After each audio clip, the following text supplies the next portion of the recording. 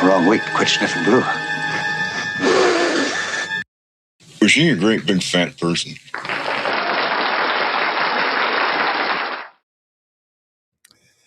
All right, what is it? Is it Sunday night? Must be the Sunday Night Radio Baloney Live. I'm your host, Richie Baloney. How's everybody doing out there? Looks like we got Trudeau Survivor, Chef Rico, Izzy in the chat already. Good to see you guys. All right.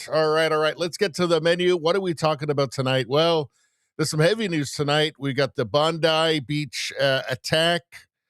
So what did you think they meant when they said global intifada, by the way? Looks like we're finding out, huh? There's also an attack at Brown University. We will take a look at that. They've got somebody of interest. Don't know as of, my research before this stream. He's a person of interest. We don't know if that's actually the guy yet. We're moving on to Canadian media bias here with Rosemary Barton. Rosemary Barton just doing her job, doing her job as a propagandist, trying to frame Pierre Poilievre in the most negative light possible. And that's what she's paid for, so she does it. Does she do it well? I don't think so, but there's a lot of smooth-brained people who don't see through it. So in any case, we'll take a look at that. We've got Pierre Poilievre sparring with another reporter here. We've got JD Vance. There's like this fake AI picture came out, and where apparently he's like, they think they're trying to say he's in like a t-shirt at like a restaurant with his wife, as shouting at her. It's just so ridiculous. We're going to take a look at that. He deals with it in good humor, by the way, as usual. Some woke mind virus stuff, of course. We're always going to do that. Some UK police state stuff. So that video, we like Katie Hopkins on this channel. She's talking about being persecuted by the UK police for a comedy show. The wrong jokes. Seriously, it's just airstrip one at this point. We're going to take a look at an article here regarding the just insane catastrophe that's befallen BC with our NDP far leftist government and this adoption of this UN legal framework, just some foreign legal framework, which is literally threatening just the very foundations of this province. It could turn, these land claims could turn this province, could turn British Columbia into the third world. We're going to take a look at this article from the National Post, and it's gone so far beyond what anybody could have imagined. This infinite empathy and compassion, these words that don't really mean anything. You know what they mean? They mean surrender is what they mean, right? So the land acknowledgements have now gone to turn into land giveaways. What do we have here? We have the final bookmark where we have a bunch of stuff. We've got we've got some good stuff. We've got some woke my virus stuff. We've got a bunch of really funny stuff, actually. You're going to enjoy it. There's animals. There's all kinds of things. You got Elon Musk in there. It's great. You got some crazy ads, politically incorrect ads that got people into trouble. All kinds of fun stuff. Of course, we have the cooking show, sandwich show. That's nice. Anybody watching on YouTube, please go and subscribe to the new YouTube channel. It's different from the one you're watching now, Radio Baloney News. This one will have all of the U.S. news, world news, meme reviews, woke mind virus stuff. You can't find it on this channel anymore. You're going to have to go over there, subscribe to the channel. Purple-haired gremlins hate it and cry when you do. All right, let's get to the chat before we get back to all the stories that we're going to deal tonight. Who got the first like tonight? Because as everybody knows, we're streaming on Rumble, on YouTube, on X, on Locals right now. And of course, every time you subscribe to the channel or send me money or something, crazy people do that sometimes, or like the stream, you get free good karma. So, but the early birds, the ones who get in first with that liking the stream business, they get extras. So let's take a look. Trudeau Survivor got the first like on Rumble. That is tonight 6 times good karma, 6 times the normal good karma. That's a lot, folks. That's almost too much. You'd almost hurt yourself with that much good karma, which is super, totally real, by the way. Izzy got number 2. Well, then that's 5 good karmas for you, my friend.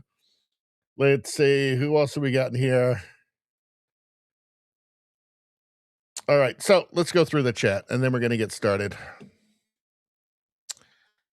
Let's see. You guys are just talking about cleaning kitchens. That's how it starts. Well, I guess it took me a few minutes to go live, didn't it? Let's see. Chef Rico got like number 3. That's quadruple good karma for you, my friend. Be careful with that good karma. Let's see. Let's see. Still talking about kitchens in the chat.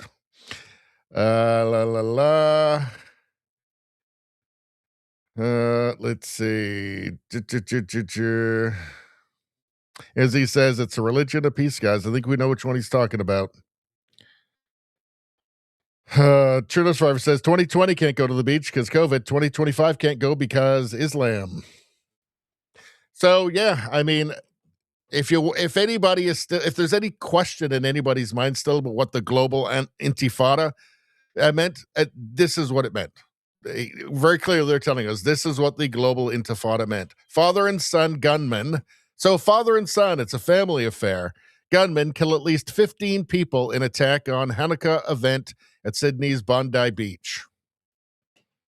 There's your global intifada.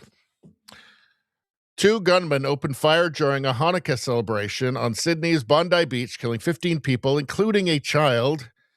Officials said Monday in what Prime Minister Anthony Albanese called an act of anti-Semitic terrorism that struck at the heart of the nation. The shooters were father and son, authorities said. Well, he got through that without mentioning Islamophobia. So congratulations for him. I'm sure it was like the next word he said. The massacre at one of Australia's most popular beaches followed a wave of anti-Semitic attacks that have roiled the country over the past year, including although the authorities didn't suggest Those in the shooting Sunday were connected. It was the deadliest shooting in almost 3 decades in a country with strict gun control laws. So there you go. It was all worth it to get rid of their guns. One gunman, a 50-year-old man, was fatally shot by the police. The other shooter, his 24-year-old son, was wounded and was being treated at a hospital, says Mal Lanyon, New South Wales Police Commissioner. So a family affair, father and son. Day out for father and son in the global intifada. So we've got some footage here. From Gunther Eagleman here, outrage in Sydney. Eyewitnesses blast 2 female police officers for freezing during the Bondi Beach terror attack. Gunmen firing uninterrupted for about 20 minutes while these officers on scene failed to engage. Now, there's an article in, where is it? This is the New Zealand Herald. They froze. So slow police response questioned.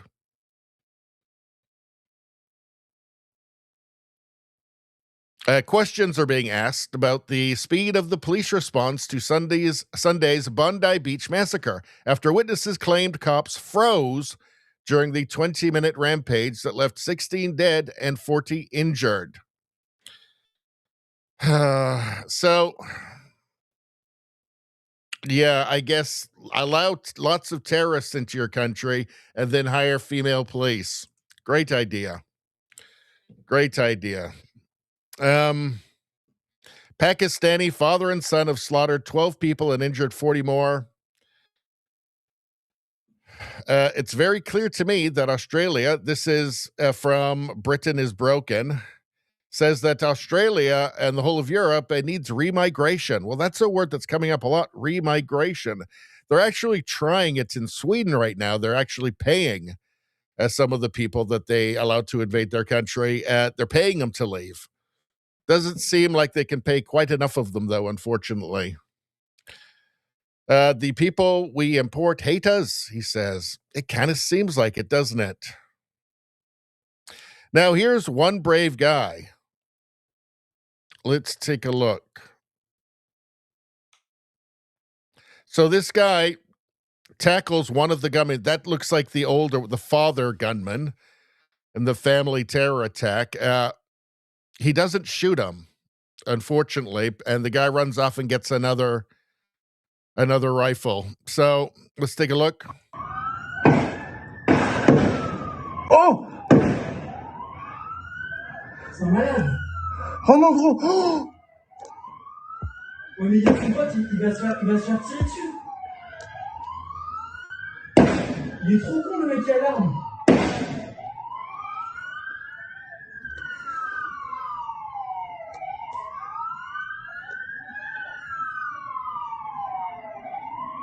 Don't put the rifle back down. Le mec est hyper courageux. Oh. So that's very brave. That's very, very brave, isn't it? Now, unfortunately, this guy ran off and grabbed another rifle he had stashed, unfortunately. Would have been better, really, if once he got that off of him, that he had stopped his day out, his father's son day out, permanently.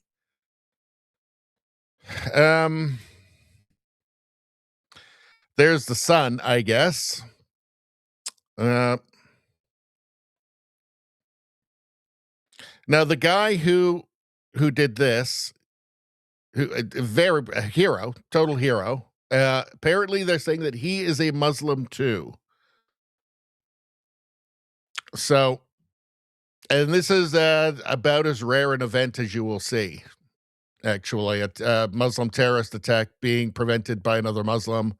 It's very rare that they actually even will say a word against it afterwards. So kudos to that guy. That guy is awesome.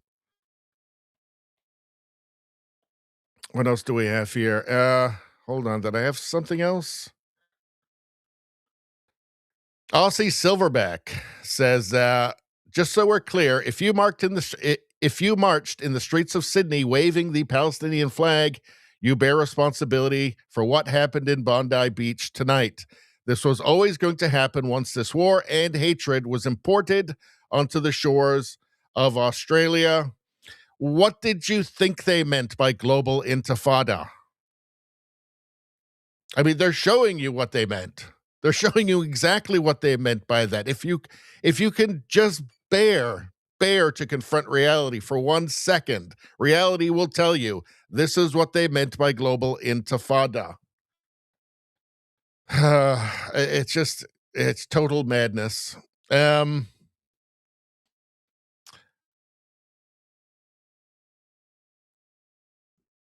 All right, let's go back here for a second.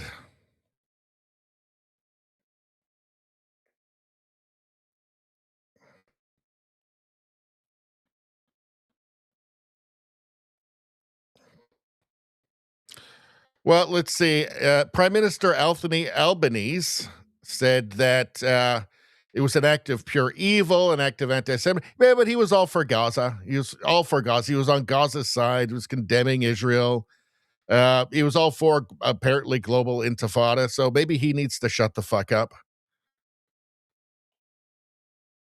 The shooting targeted a Jewish celebration. Hold on.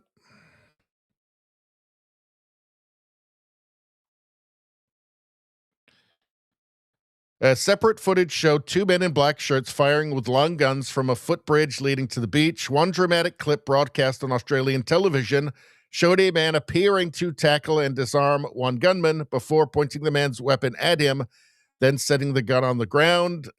Called the man, identified by relatives to Australian media as fruit shop owner Ahmed Al Ahmed, a genuine hero.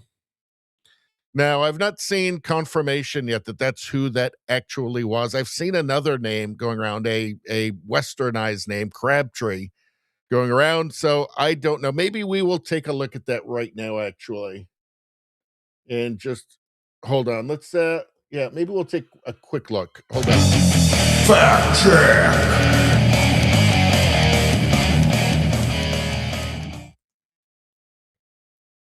Damn it. Hold on.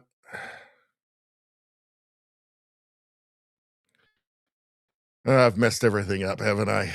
Yes, I have indeed. Hold on.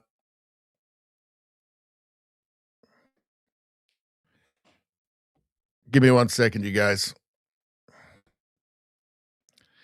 Dun, dun, dun, dun, dun. Okay, there we go. Move that back over here. Okay, and here.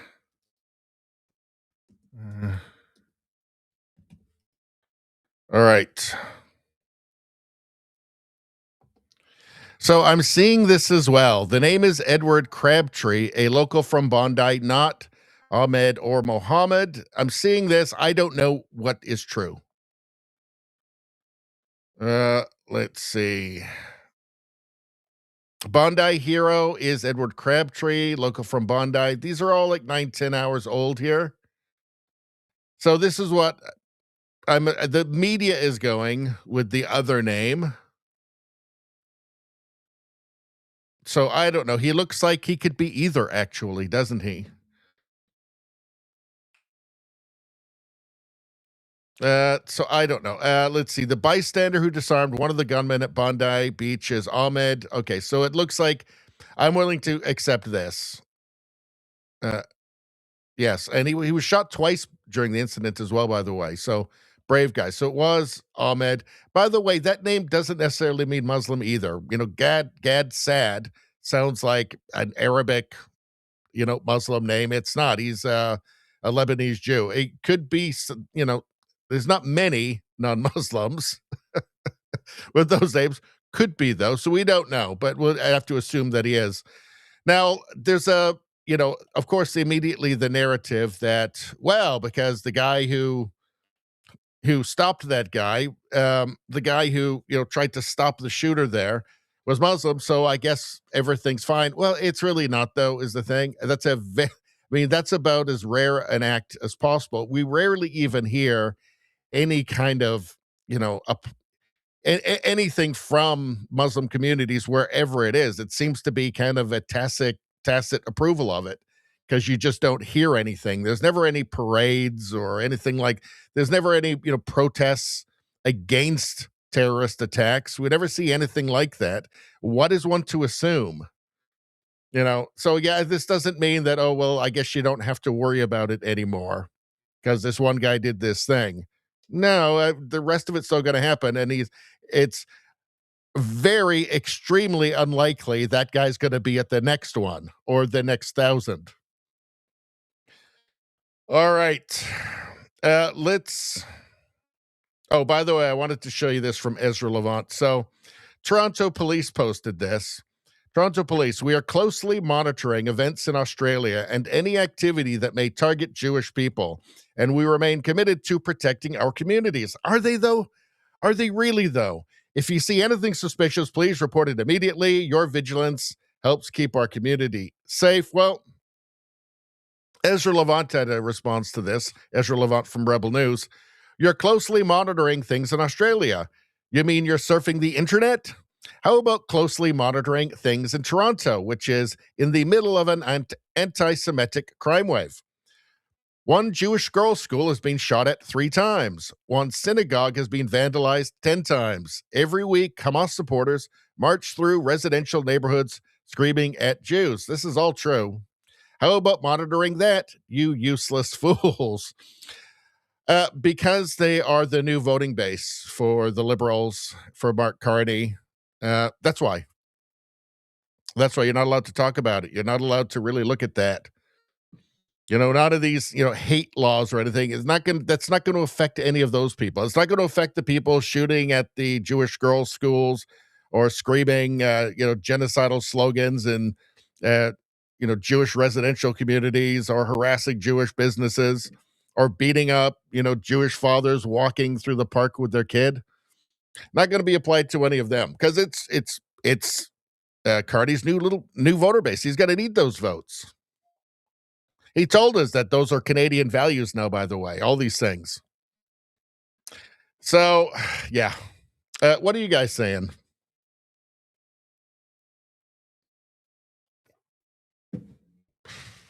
Trudeau survivor says, to be fair to the police, the shooters weren't wearing face masks and might have had COVID. Well, I didn't think of that.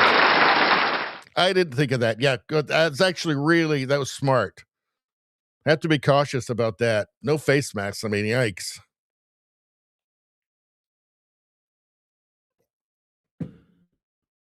Let's see. Izzy says, well-balanced family, I'm sure. It was a family affair. Father and son, jihadis. Izzy says, anti-Semitic, was it only Jews being killed? Yes, it was a Hanukkah celebration. It's for kids. That's for kids, by the way. Judo Survivor says, 1970s had Sanford and Son. 2020s have Mohammed and Son. Yikes. Izzy says, police failing to engage. Call me surprised. Easier to deal with the cleanup, I guess. Look, I'm sorry. I know there's some very brave female police out there, but on average, they are less likely to engage. It's not, there's also men. If you look at, there was a school shooting down in the States. I can't remember the name of the school, but yeah, the cops didn't do anything for 20 minutes there either, except block parents from going in and trying to do it themselves. Steve, how you doing over on YouTube? Second like on YouTube. That gets you we went 6 tonight. That's 5 quintuple good karma for you, my friend. Fantastic stuff. All right.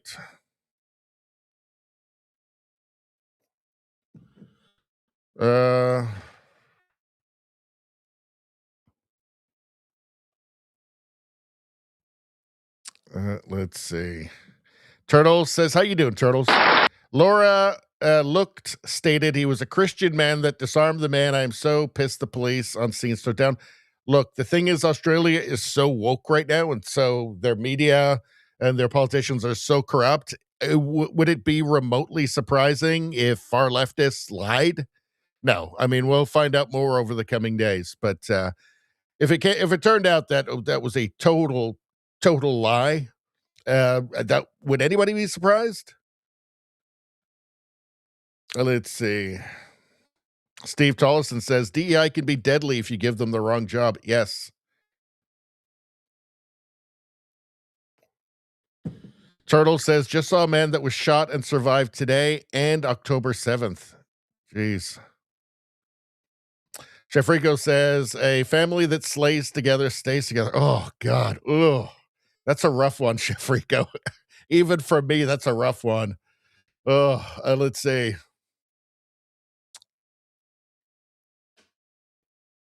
Izzy says, now, Richie, you know, the biggest concern right now is the discrimination other Muslims are going to experience. That's right. You have to, the biggest thing to worry about right now, the thing everybody should be most afraid of is Islamophobia, which I thought that phobia was an irrational fear. I thought that's how they used to use it, wasn't it? Huh. I guess they must have changed that. Let's see. They must have changed it to perfectly rational fear. Let's see. Let's see. Judo survivor says, Izzy Mamdani has to worry about his mom riding the bus again. Poor Mamdani. Yes. The Muslims are the true victims and all this. Yes, Mamdani said, Zoran Mamdani said that, yeah, his mother was the real victim in 9/11. Ugh. Turtle says it was his aunt that wasn't even living in America. All lies. That's right. It was his aunt, he said, wasn't it? You're right. Thank you for the correction there, Turtles. The stand down is ridiculous, Rosie says. How you doing, Rosie?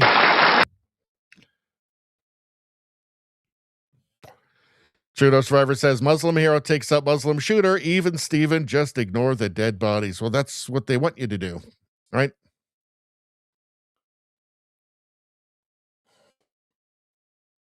Izzy says, didn't even take him out, just took a gun from him. Well, that's right. I mean, you're looking at it thinking, shoot the guy. Uvalde, that's right. Chef Rico says, thank you very much. Steve says, great comment from Ezra, closely monitoring another way of saying we don't give a shit. Exactly. Judo survivor says, Uvalde, Texas, the police waited outside. That's why you guys are the number one chat on the internet. Big, beautiful chat, Radio Baloney chat. Everybody knows. The other chats are losers. They're not sending their best. Let's see. Laura Loomer, Turtle says. Laura Loomer said that. Yeah, not Laura Looked. I was wondering who's Laura Looked. I don't think I've ever heard of that before. Chef Rico says, to be fair, I'm afraid of Islamic terrorists. Call me an Islamophobe. Well, what are the two most feared words anybody can ever hear out in public? If you're on a bus or a plane or just walking down the street, what are the two words you can hear where everybody knows, uh-oh, we're in trouble? They both start with A.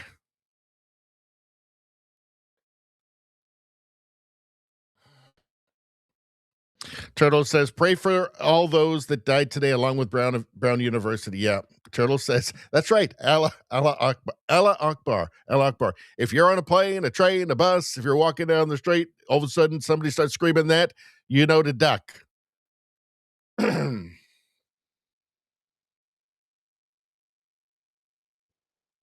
mean, we're in such a weird propaganda world now. Like literally, that is, I'm not being facetious with that. Like everybody knows, right? If you hear those words shouted out, you're out in public. Okay, it's time to be careful. Like if you hear those words, you know something bad is about to go down, right? Like, and everybody knows that. Yet we still keep hearing what the greatest threat is Islamophobia. Is it though? Is it? I've never seen like. As he says, but that's not hate speech. All right. So, Brown University shooting. Suspect named 24-year-old Benjamin Erickson from Wisconsin. reportedly drove 17 hours from Wisconsin to Providence just yesterday before the rampage that killed 2 and wounded 9 in the engineering building during finals. Sources say he's got a possible extensive mental health history, ties to the university, and a military background. So let's take a look at an article there. Person of interest in custody following deadly shooting at Brown University. He's a person of interest. Is it him? Well, we don't know quite yet, do we? We'll check out the Live Now feed in a little bit and see if anything's been confirmed. But in fact, I'll just update this right now. But right now, it's just a person of interest. Police said Sunday that a person of interest is in custody following a deadly shooting at Brown University that killed 2 people and injured 9. Police told Fox News that the individual was found at a hotel in Coventry, which is about 17 miles south of Providence. Providence Chief of Police, Colonel Oscar Perez Jr., declined to say whether the suspect was affiliated with Brown University when asked by reporters at a news conference, citing the early stages of the investigation, but confirmed the person of interest is in their 20s. So let's take a look at this. Hold on. Let's see what they're saying here. We are able to report that we have detained a person of interest involved in yesterday's shooting. Colonel Perez will speak in a minute about that update. Second, I want to let the Providence community know that effective immediately, we are lifting the shelter in place for Brown and the related area. Campus communications pushed out an update to that effect a little while ago, and the city of Providence, through our official channels, is making that update now. Again, the shelter in place has been lifted for the city of Providence. Finally, I'll note on just an update on the individuals who are recovering at Rhode Island. Okay, let's go back to this one.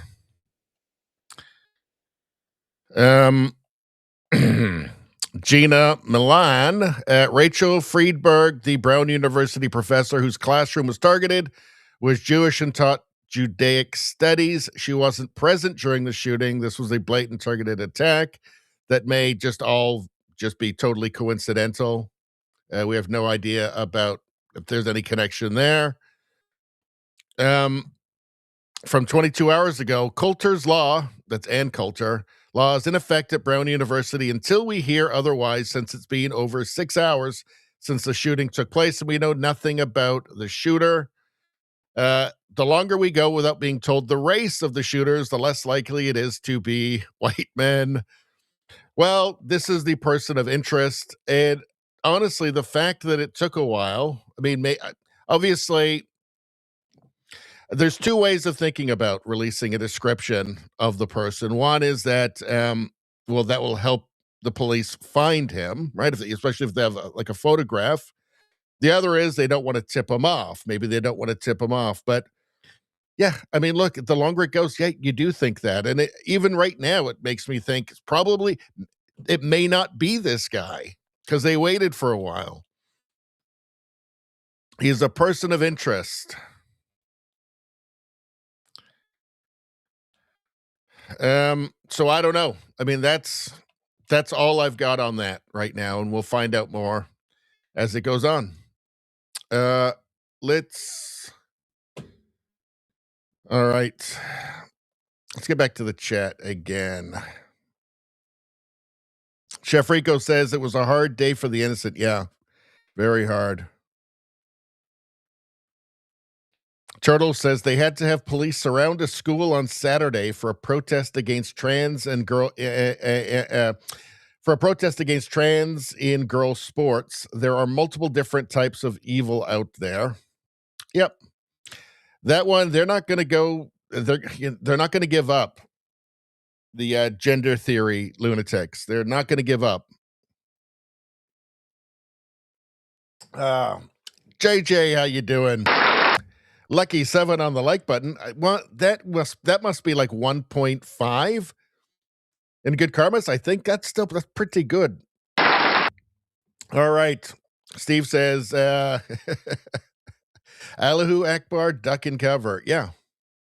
I mean, that's just a fact, an uncomfortable fact that certainly the media wouldn't like to confront, or politicians would like to confront, but you hear those two words, you know something's going down, and it ain't going to be good.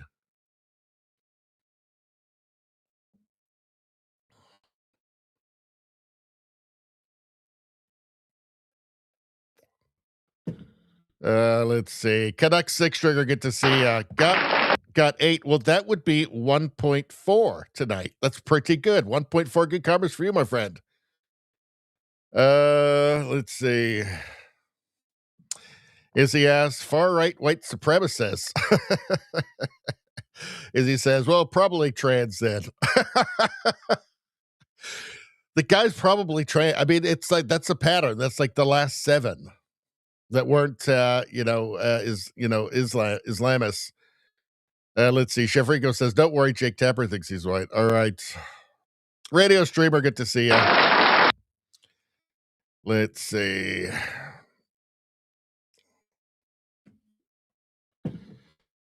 All right.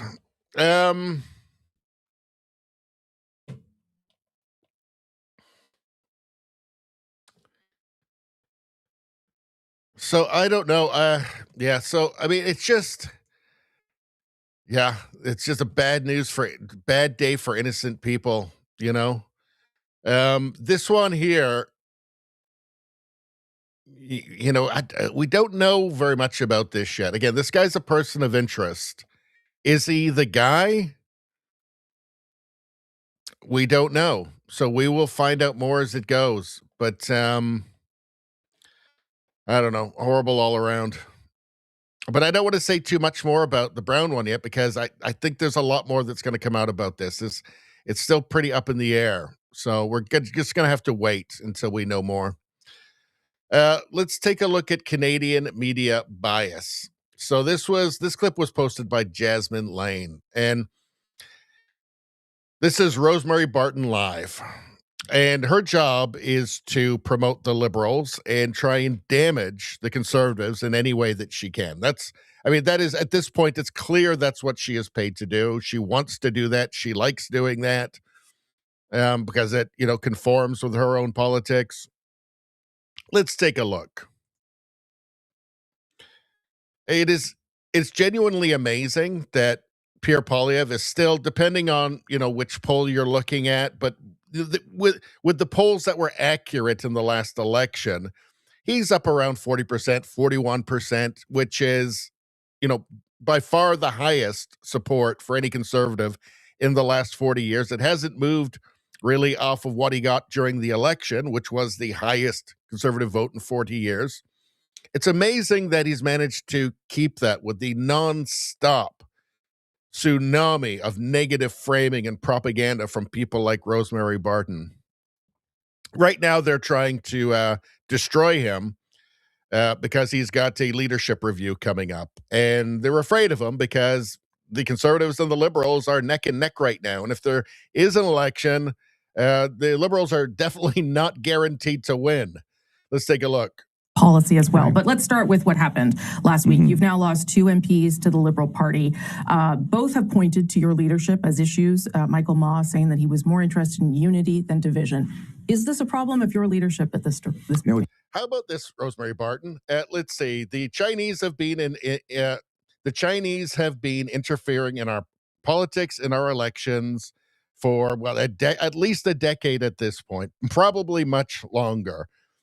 Michael Ma has big-time connections to China and the Chinese government.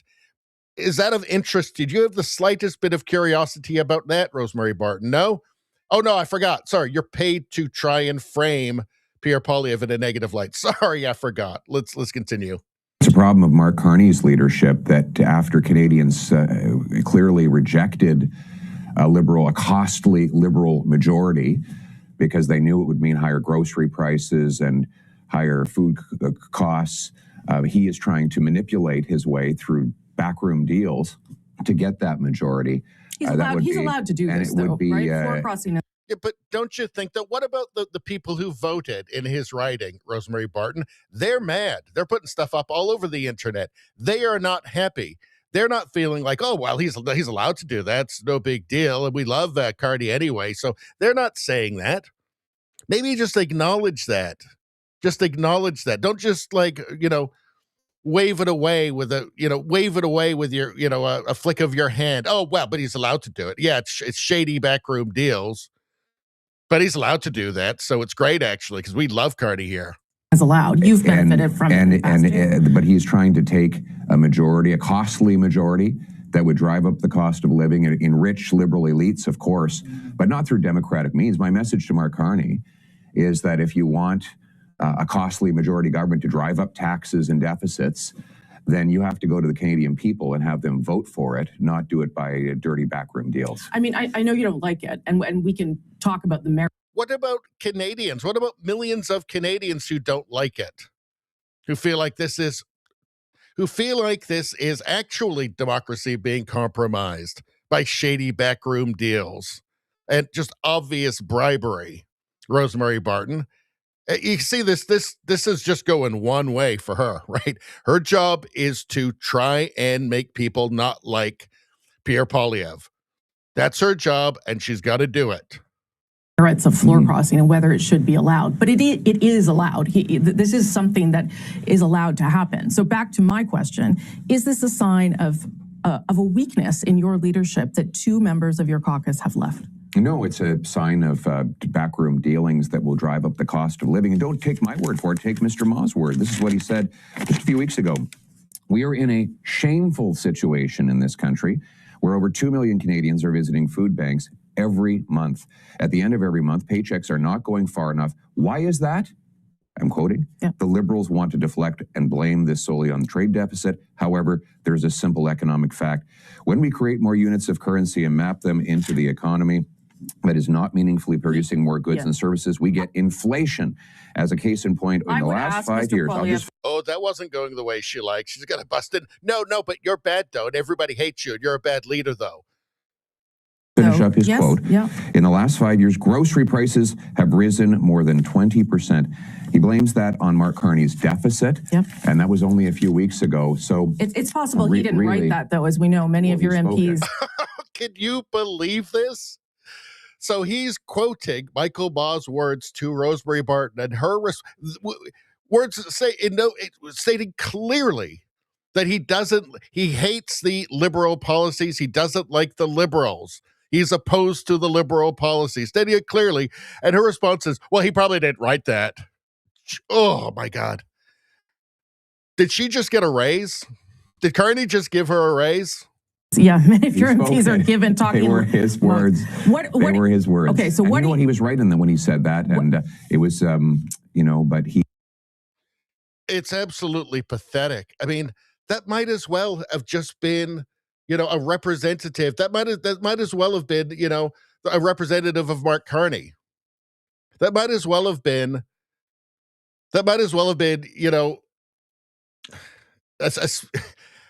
I'm actually at a loss for words on this. Like it's so obvious, it's so transparent, it's so clear. The bias. It's her job is to frame him negatively, and she'll do it shamelessly. You just witnessed that. I mean, there's nothing that he can say. There's no amount of reasonableness that will satisfy her because it doesn't matter. He's bad. Everybody has to know he's bad. Don't vote for him. That's what this is for. That's the purpose of this segment. Don't vote for Pierre Poilievre. He's bad. He's a bad leader. Well, if he's so bad, why are the Conservatives and the Liberals neck and neck? I mean, we're still in what should be Carney's honeymoon period. If he's so bad, but that's the secret right there. That's what it's really all about, right? Is that they are terrifyingly close. He is terrifyingly close. If there was an election right now, There's absolutely no guarantee. It'd be 50-50 who wins. That's what it's really about. He's actually too effective. That's the point of this. They're scared of him. Policy as well. But let's start. She is scared of him. That's what this is about. How about this? CBC has no problem showing the photos U.S. Democrats released of Epstein, but has refused to even discuss this and other photos of Carney and his wife with Epstein accomplice Ghislaine Maxwell taken in 2013. Well,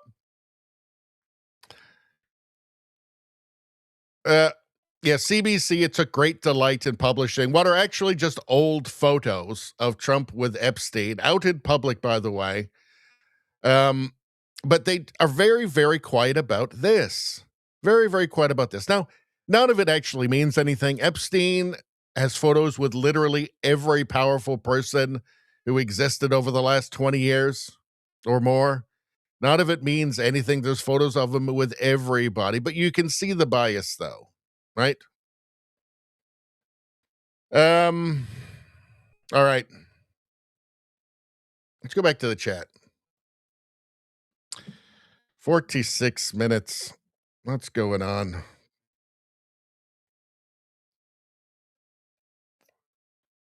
Let's see. Turtles is getting ready for 45 miles per hour winds tomorrow. Yikes. Stay safe.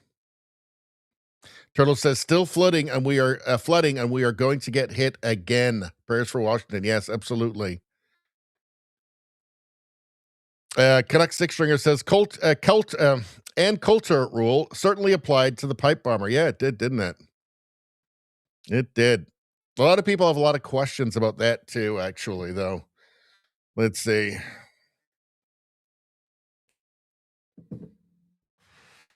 Canuck Six Stringer said Jake Tapper applied the inverse Coulter rule. He's quite adept with Coulter calculus.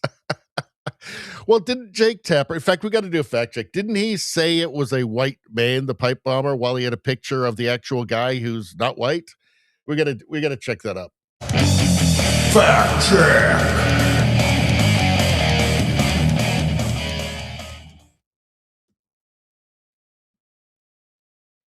All right, hold on. Hopefully this won't take too long. Here we go. We found it. Beautiful.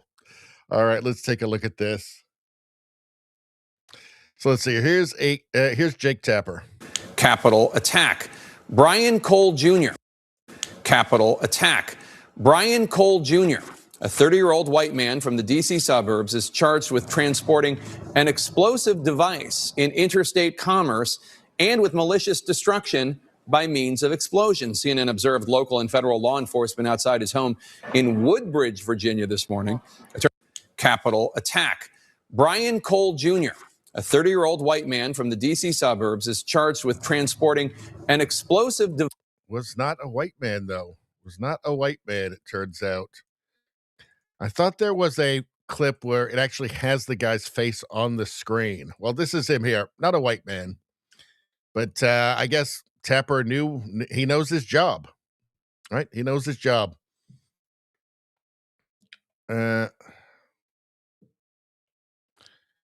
Let's see. Izzy says, are the Chinese allowed to be involved?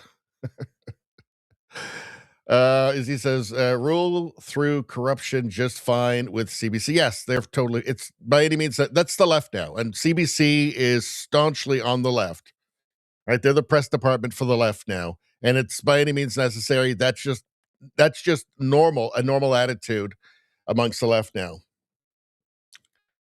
Trudeau Survivor says, the sad thing about the Conservatives is on November 7th, they had a chance to force an election. The cons can't leverage the failures of Northvolt, Stellantis, and Algoma into a victory.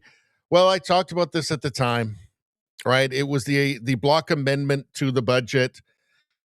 The Conservatives were the only guys who, the bloc obviously voted for it. The NDP voted for it. The Conservatives, if they had voted for that amendment, it would have forced an election, and they didn't. They had a couple, and, you know, And then the budget vote itself with the they had a couple of guys behind the curtain. They were gambling that they'd have a better chance in the spring, and that election is probably never coming.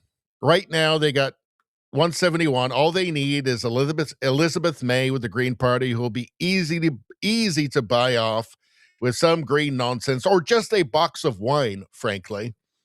So it's an effective majority already. So no, we're going to be stuck with them unless something crazy happens, right? Unless there's a by-election and there's a major upset. No, it's we're in for the long haul now, right? So Canada bought the ticket, and Canada's going to take the ride. For Liberals, the good news is you're going to get exactly what you voted for. The bad news, you're going to get exactly what you voted for, and there's nobody coming to save you because they can't. So, yeah, I said at the time, like, it just felt gross to not take that opportunity. Should have just rolled the dice, gone for it. I mean, they were polling very well, very favorably. That would have been better. That was their shot. And now I think it's too late. I mean, maybe I'm wrong, but I just don't see how. I'm sure there'll be another floor crosser, the NDP or the Bloc. I mean, clearly Mark Carney is bribing people, right? Mark Carney would be a very good person to know when you get out of politics, or the people that Mark Carney knows are very good people to know. If you want high-paying, cushy jobs, because somebody's owed a favor. Yeah, I think they blew their shot. I think it's really sad if that's the case. Probably Pierre will be gone by the next election. We'll end up with some Aaron O'Toole, Carney, Trudeau light. I don't know. I don't want to get too black-pilled, actually. No, I'm not going to get black-pilled on this right now. Maybe I'm wrong. Hopefully I'm wrong. Let's see. Turtle says no commies. That's super correct. Super correct. We don't want them. Don't want any more commies. Let's see. Alien says DEI, then the Delta plane did a 180, and there was dancing TikTok pilots with face nappies. Imagine your pilot is under mass formation hypnosis. Oh, God. Yeah. Turtle says that's a sandwich. It certainly is a sandwich. You know what, guys? I hate to do this. I got to take a couple minutes break here. I think you guys know why. I'm pouring down that the coffee. Be right back.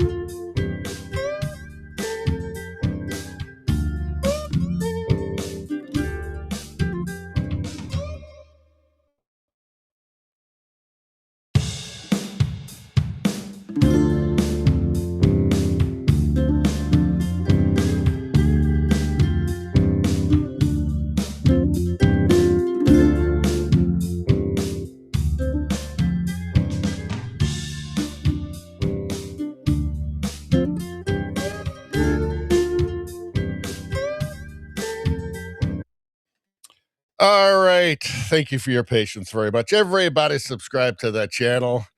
For those on YouTube, only for YouTube people, is this relevant? But there's a new channel, Radio Baloney News. I split my channels in two. So this one is only for live streams, Canadian news. Radio Baloney News, the new one, is for U.S. news, UK, world news, woke mind virus, meme reviews, all that stuff. You got to go to Radio Baloney News to watch that now. You got to help me out with this because the algorithm wants to hide it from you because they hate you and me and Radio Baloney News and common sense and decency. So if you want to make some purple-haired gremlins cry, subscribe to the new channel, Radio Baloney News. It's the featured channel on the homepage of this channel. All right. And everybody like the stream.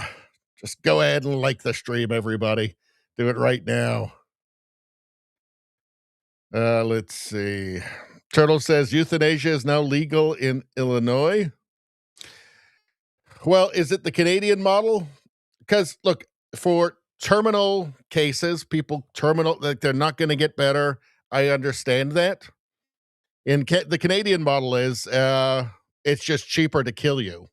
That's what depression, drug addiction, whatever. They're just happy just to end that file, just to close your file, which is really what it comes down to. So if it's like that, that's terrible.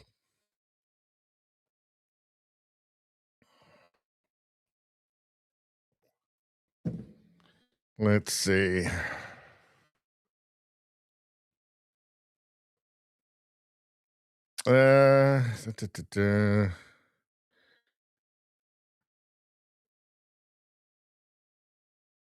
Let's see. Did we lose Rosie already? Oh, she's still here. She's still here. All right. Let's see. Homelessness coming soon. Yeah, I think also homelessness qualifies you for medical assistance and dying in Canada as well. So, all right.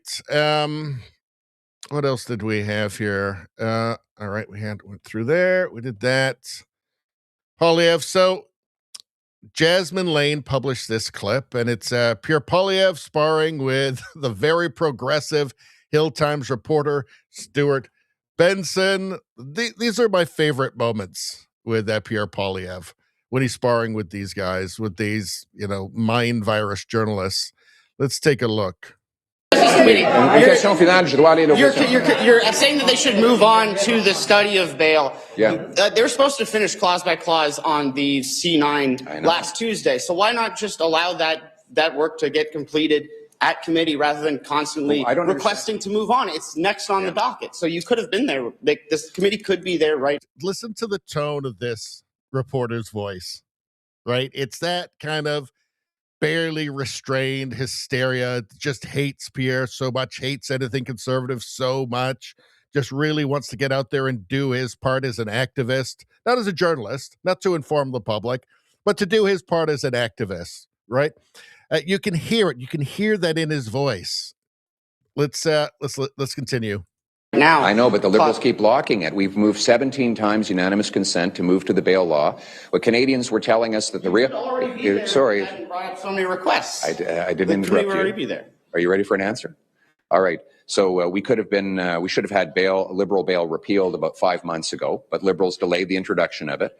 And over the last 48 hours, they've blocked 17 attempts to bring forward their own bail law. When Canadians said there was a problem with crime, the problem they had was that murderers, rapists, car thieves, extortionists were being released under Liberal bail.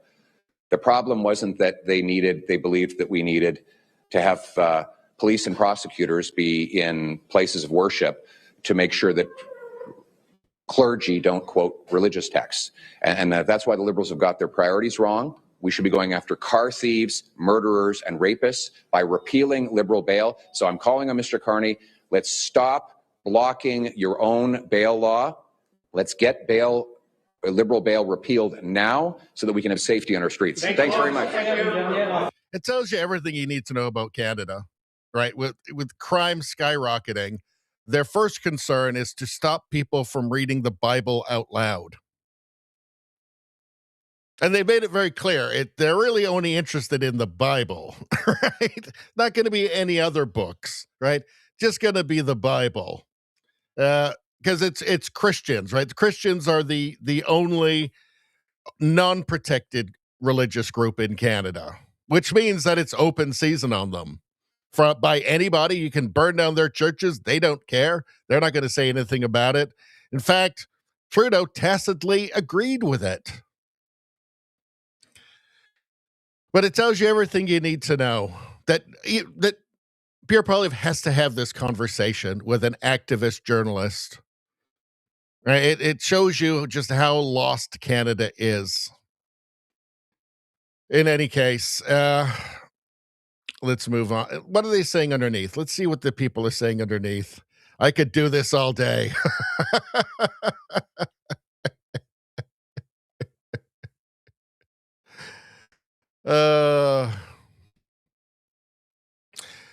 Karen posted this. When Mark Carney's popularity starts dropping, MSM attacks Pierre. Liberals recruit Conservative MPs, recruit in comments here. Bribe snakes. Rumors start flying about more CBC leaving for the Liberals. And it's all just another Brookfield-type ploy to maximize profits. Yeah, Canada. Yeah, it's, what's this? Carney's popularity drops. Well, the latest polling has them neck and neck. And Carney's popularity has dropped. And he's still supposed to be in his honeymoon right now. So they're panicking.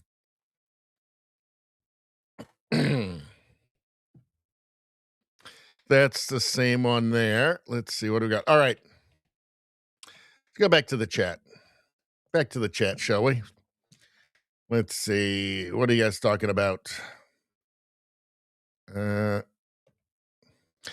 Mr. Snacks knows the schedule of the streams now, and he always comes out right before I'm about to start the stream because I've got my desk in my studio set up. It's like an L, and on one side, the side I don't put my feet, Mr. Snacks always goes under there. So I put a dog bed there, and I kind of blocked off the sides, and we call it his studio apartment.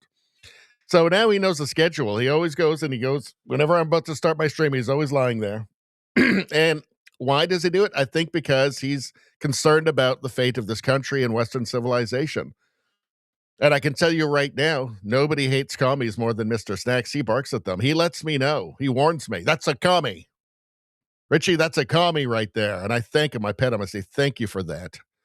Thank you. He's doing his job. He sniffs them out. I'm telling you. Let's see. What are you guys saying? Turtle says being kicked off 5 times. Kicked off from where? Rosie says, I like dreaming of chocolate. You are so kind. Radio Streamer says, I like dreaming of a day when I have energy. That day will be Tuesday, my friend. Let's see. Steve says, I am being shadow banned on YouTube from your second channel. Well, that didn't take long, did it? That didn't take long. Yeah. I mean, you just got to keep checking up the channel. I mean, it's not going to come up on your homepage. You have to go into your subscribers or your subscribed page on your YouTube channel to see my videos when they come out. Yeah, that didn't take long. That didn't take long. I knew that was going to happen.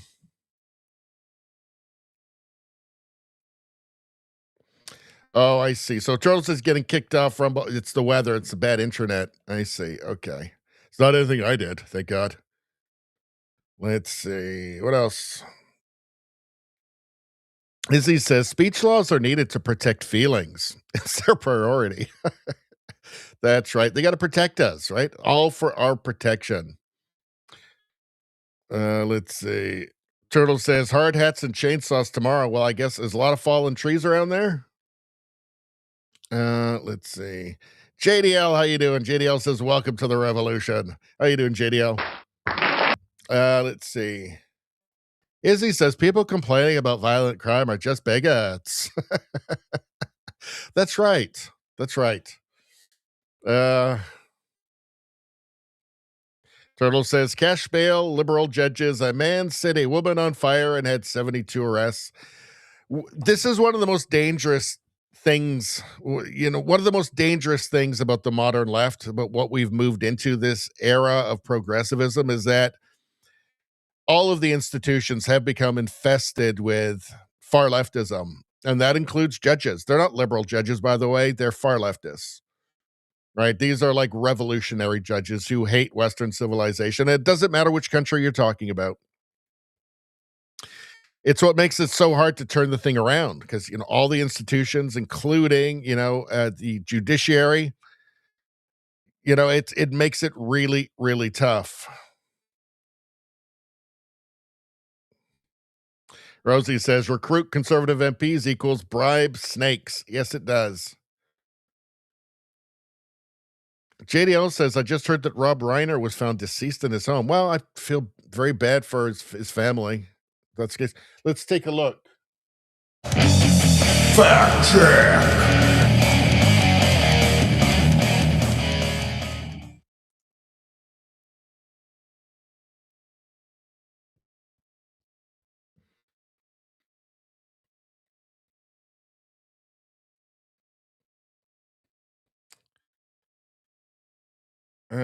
Two found dead in Rob Reiner's Brentwood mansion. So is Rob Reiner had one of the, no matter what news comes out tonight, we should all take time to remember all of the incredible art he gave us. Look, this is Spinal Tap and Princess Bride alone. Well, also Stand By Me. Just those three. Yeah, legendary for that. I mean, very different politics from me. But if he did pass away, Rob Reiner and his wife have been found murdered, and that's awful. Awful. That is horrible. That is horrible. Yeah. I mean, some things transcend politics. That is awful. Awful. I say Spinal Tap, Princess Bride, legend. Whatever his politics, who cares?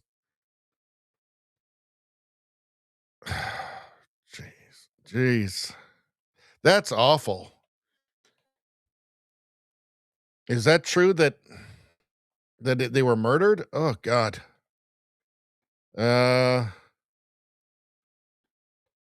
Let's grok it and just see. Murder investigation. Were found dead in their Brentwood home following a medical aid call. Found murder. Jeez, this is awful.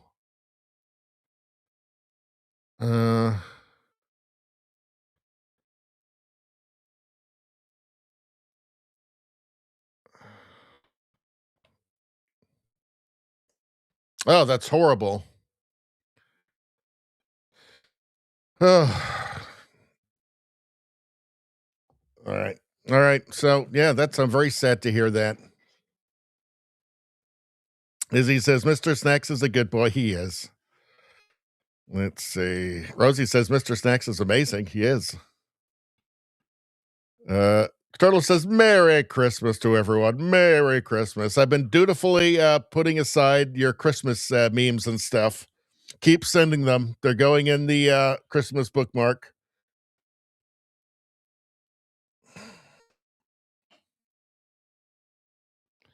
Let's see. Jeff Rico, Princess Brideheart murdered. What the fuck? Yeah, horrible. As he says, how sad. I hope they find the killer. Yeah. Trudeau Survivor says, we need Candace to tell us who did it. Candace is going to say it was the Macrons in Israel. That's what she's going to say. All right. Well, that's really awful news. Oh. We'll have to rewatch Spinal Tap for the 8 millionth time in honor of him at some point. What do we have? All right, let's move on. So there was Pierre, and we did all of that. All right, so something a little bit lighter. Johnny St. Pete posted this. Some clown posted a photo of Vice President Vance out in a T-shirt claiming he was yelling in a restaurant. So it's AI, by the way. It's AI. Now, this is afterwards. Somebody's done this. But let's take a look. Let's see.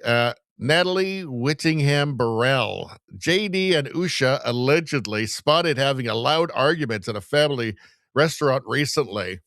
Thomas Clay Jr. Looks like things are not so good in Republicanistan. Usha is a liberal, always has been. Apparently, they were having an argument loud enough to quiet the restaurant. Why is he wearing a T-shirt? Maybe because it's fake. JD Vance said, I always wear an undershirt when I go out in public to have a fight loudly with my wife. He always handles these things in good humor.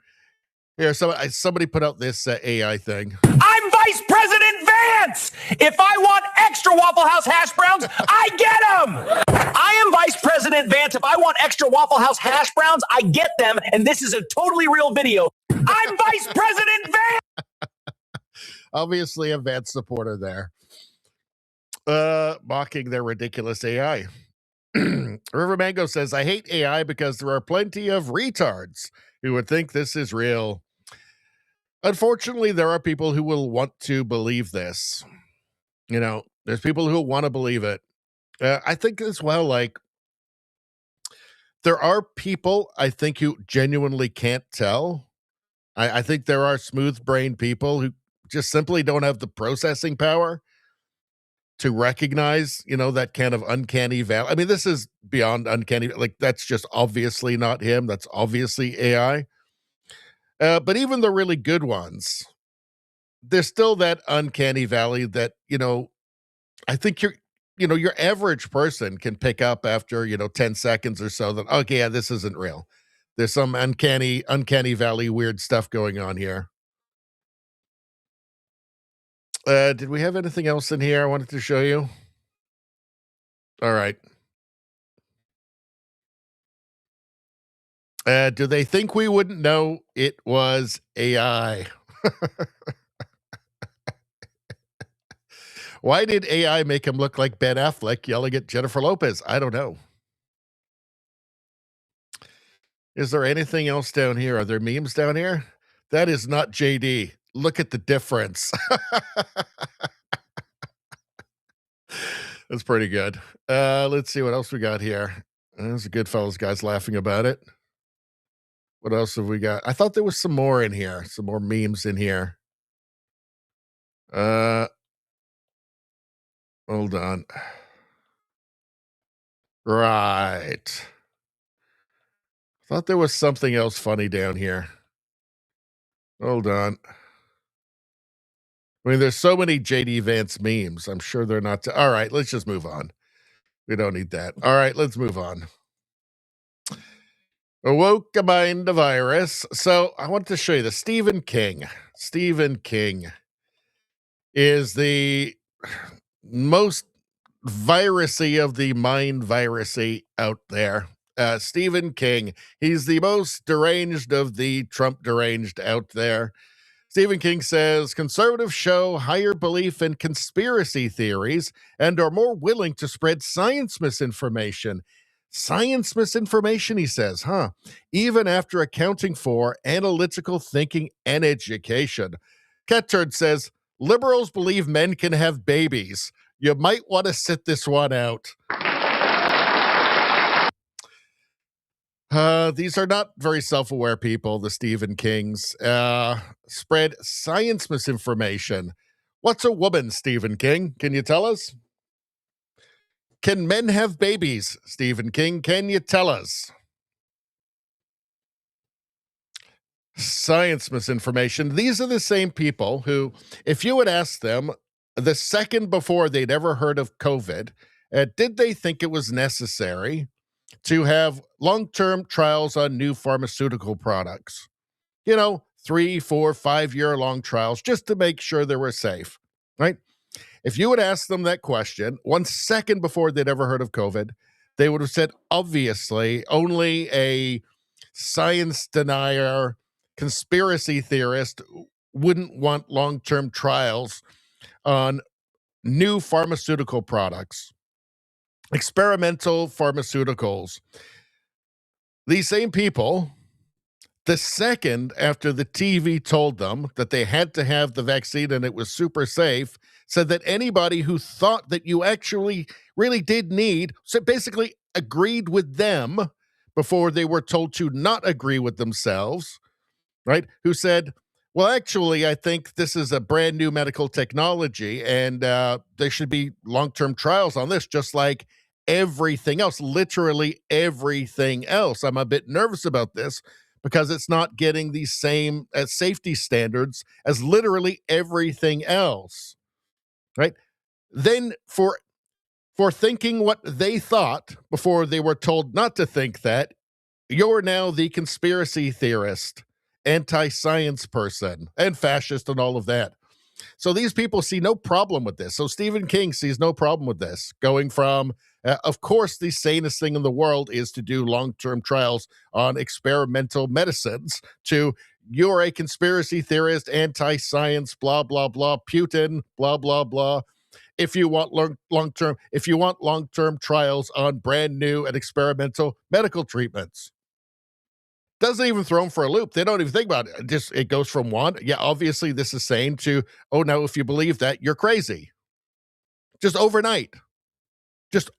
They were told, no, now you have to think the complete opposite of what you thought before immediately and hate anybody who doesn't agree with what you think now, which is not really what you even think. It's what we told you to think.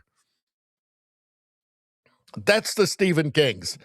Right, the people who accuse the people accusing conservatives of spreading science misinformation and belief in conspiracy theories.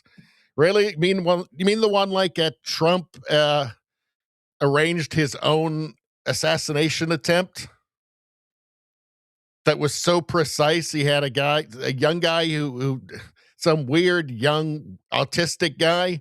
He was such a good shot. He was able to just clip him right on the ear there.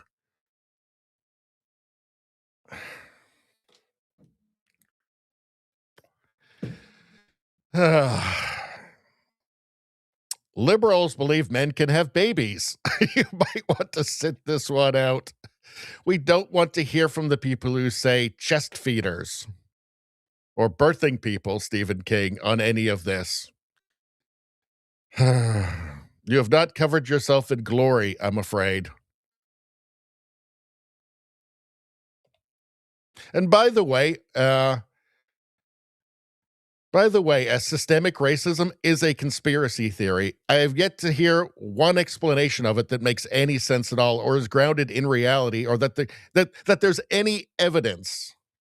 I've not heard one person describe it and provide any actual evidence other than just kind of feelings. And, well, there must be reasons for these discrepancies. And, well, it has to be racist. I've never heard anybody actually nail it down in any way that's convincing in any way. What would Stephen King have to say about whiteness? This evil force, the dark side of the force that permeates the universe. What would Stephen King have to say about that? Now, tell us about how we have higher belief in conspiracy theories and more willing to spread science misinformation, Stephen King. Please tell us more about that. Oh, yeah, horse paste. Remember that, Stephen King? What was CNN doing when they're talking about calling ivermectin horse paste? What were they doing? Were they spreading science misinformation? No self-awareness whatsoever. This is it's Droopy the dog, Tim Walsh, governor of Minnesota, who hates himself and his country, and is a commie. I just want to be a commie. We'll get to this in a second. I love China so much. Let's see.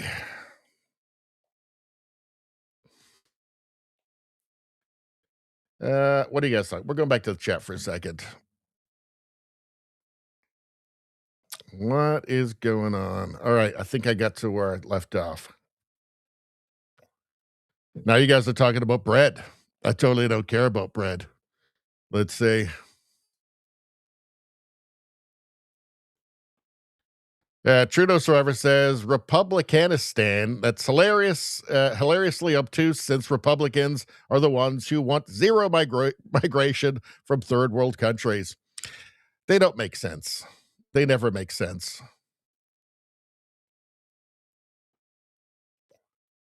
Let's see. Still talking about bread. Spambot, how you doing? Let's see.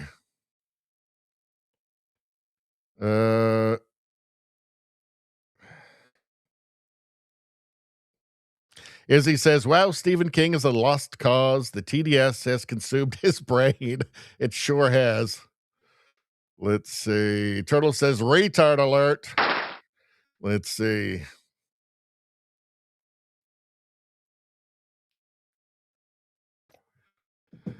Let's see.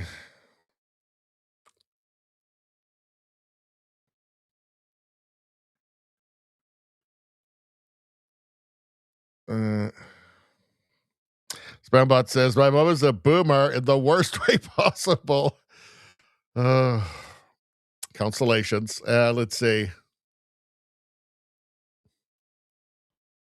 Let's see.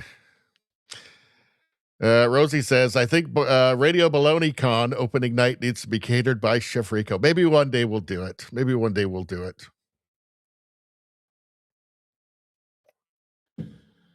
Let's see. All right.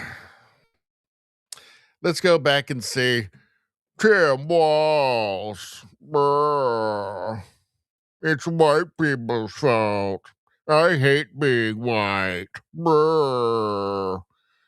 I don't like spicy tacos. Let's take a look. So, posted by Leading Report, Governor Tim Walsh was asked if he thinks Somali leaders need to hold their own accountable. Of course not. He's going to blame it on white people. All of that fraud, that $8 billion in fraud in Minnesota there, it's got to be white people's fault. It can't be those beautiful Somalians' fault.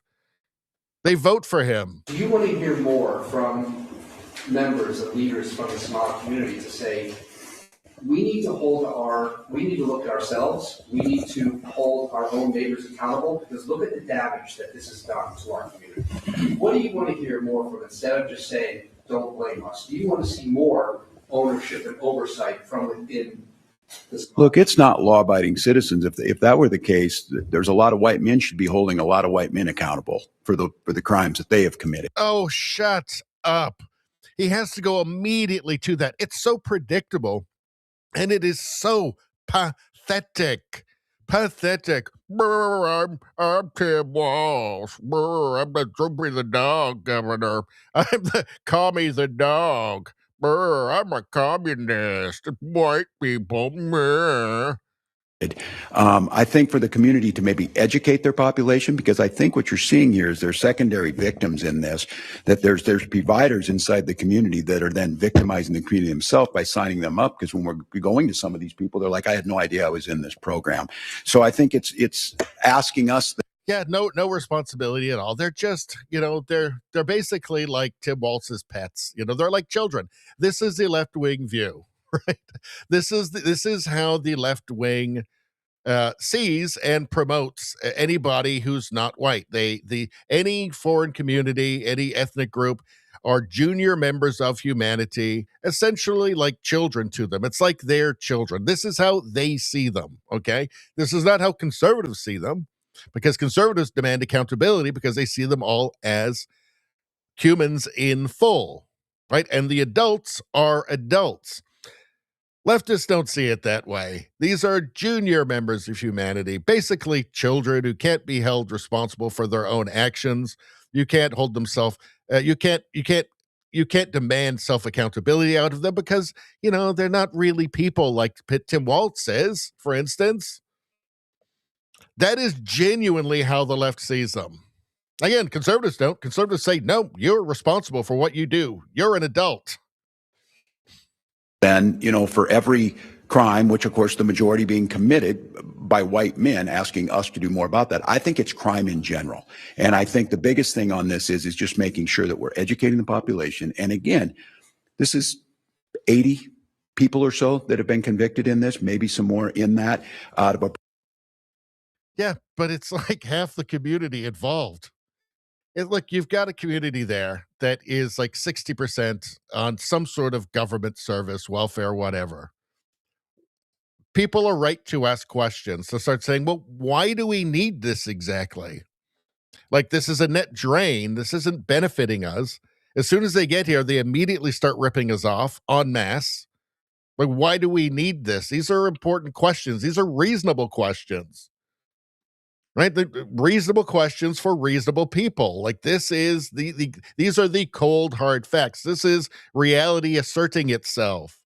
And reality always has the best argument in the end. Always. Best to just listen to reality from the start.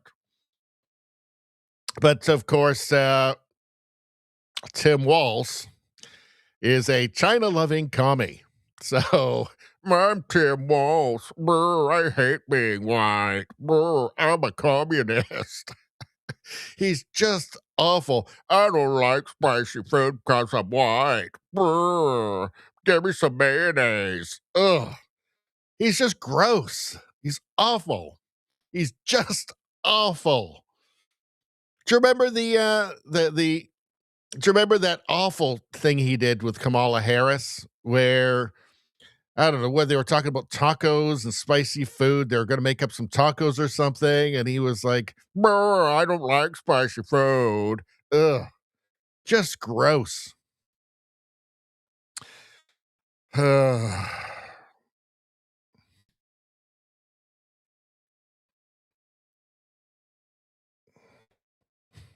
Let's see. Horse Sense says Waltz definitely should be held accountable, so he's not totally wrong. Well, yeah, there is. Do you want to hear more? There is one white man who should be held accountable for the crimes of the Somalis. Him. All right. Just awful. He's just awful. These are the men that will watch civilization burn around them and laugh. Watch it burn to the ground. Let's see. Defiant L's body positivity activist says she cut off her entire family who are quiet on Palestine, Congo, and Sudan. Let's see. I literally blocked my brother yesterday. I'm like, who can I block next? So an awful person. Awful, awful person. Let's take a look. This earth, and I feel like if you're quiet when so many injustices are happening, not just here, but Palestine. If you're quiet when so many injustices are happening. Well, she's worried about the fashionable ones, right? In Sudan, Congo, etc. Then I literally blocked my brother yesterday. I'm not speaking to my mom, my stepmom, my dad. I'm collecting. What did she say there? Hold on. Let's go back. I feel like if you're quiet when so many injustices are happening, not just here, but Palestine, Sudan, Congo, etc. Well, Sudan and Congo, okay. Well, hey, you know what? Normally they ignore those, so I'll give her some credit for that. Then I literally blocked my brother yesterday. I'm not speaking to my mom, my stepmom, my dad. I'm collecting them like Pokemon. I'm like, well, that's idiotic. And this isn't it. She has to be a leftist, obviously, because that's exclusively a left-wing thing. Conservatives don't do that. When conservatives think you're wrong, right? But they're not going to cut off their family. I haven't heard of one person who is called conservative, which basically, I mean, that's just like old school liberals now too, right? It's actually a big tent. It's just everybody who's not batshit crazy. But I haven't heard of one cutting off their family over politics. I mean, I'm sure there are lots that are relieved when, whatever the left-wing uncle or, whoever, decides to remove themselves from Thanksgiving or Christmas or something. They think, oh, thank God they're not coming. They wouldn't cut them off, but they're relieved when they don't show up because they won't have to listen to them again. But it really is a left-wing thing to cut people off. Who can I block next? And it stinks, but I just think that you have to stand for something. And I think as you get older or mature, and you have to stand for something. The question is, can she actually stand? That's the question. I'm not sure she can, unless it's with the assistance of a crane. I feel like you guys are already far more mature than I was at your age. You have to stand for what matters to you. And when you see things happening, you have to say something, in my opinion. And I understand that there's like safety concerns, and I have a lot of privilege as a cis white woman saying those things, but a lot of privilege as a cis. What does that even mean? So is it good you're saying it, or bad because you're saying that your privilege that clearly makes it bad? You think that makes it bad, so you shouldn't be saying it? So you're saying it despite of this terrible thing about you, that you're a cis white woman. You're just, so like the whole thing is so incoherent, right? It's just, it's amazing they can get it all sorted out in their heads somehow. I don't think they actually do sort it out in their heads. I think it's just, well, I know that this feels progressive, and other progressive people will think it's progressive, at least for now. So I'll just do this, and I don't really care what any of it actually means. I can't stay silent. I never will. I said yesterday, like, the right people will find you. The right opportunities will find you. The right friends will find you. The right menus will find you. The right jobs will find you. The right buffets will find you. And it's not worth a check to compromise your integrity. Yeah, not cutting off your family is worth it, right? It is worth that. You are betraying your own integrity by cutting off your family members because you disagree with them, or because they're not vocal enough about the things that you're pretending to care about.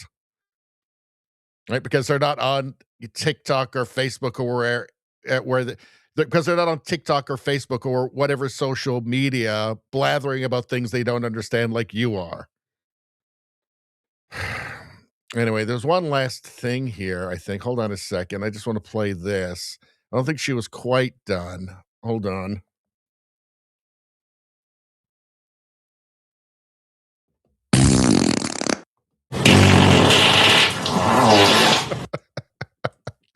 I haven't done that in a long time. A long time since we've done that. I'm glad I brought it back for this special occasion. I don't know. Just idiotic. Beyond idiotic. Let's see. All right. Let's see. Nevada says, I bet her family couldn't be happier. That's what I say. Yeah, I agree.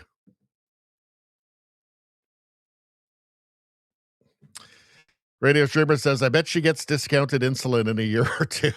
Probably.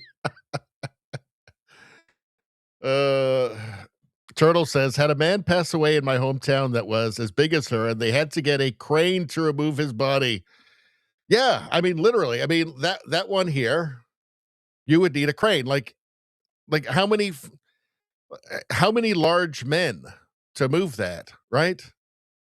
A lot. Like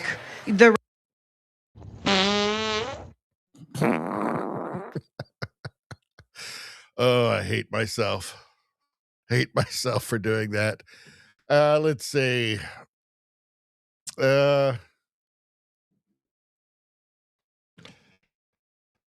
Alien Fetus says, you so big, eat vegetable, eat vegetable.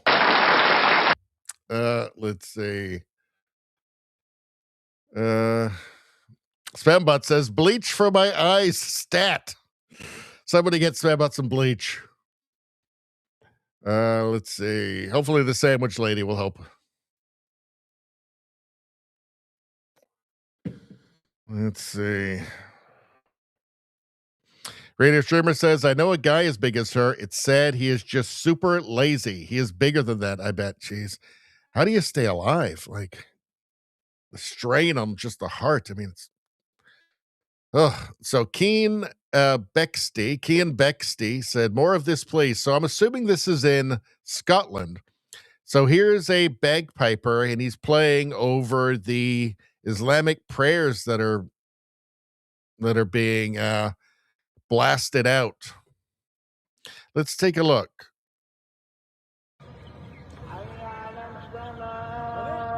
Ready?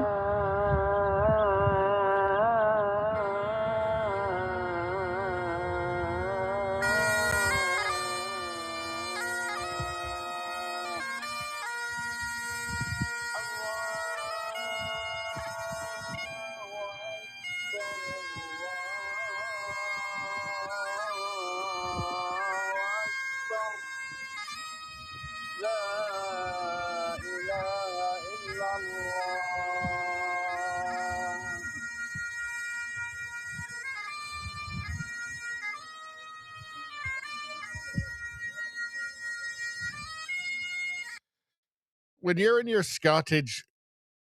your Scottish city and that's blasting 5 times a day, does it feel like you're being invaded at all? Why should you have to listen to that? Why should you have to listen to that in any Western city? Right? It's clearly there's a sense of dominance to the whole thing, right? Display of dominance. Why should you have to listen to that? That should scare you when you hear that. I don't know. I don't like it. I don't like it at all. Let's see. What do we got going on here?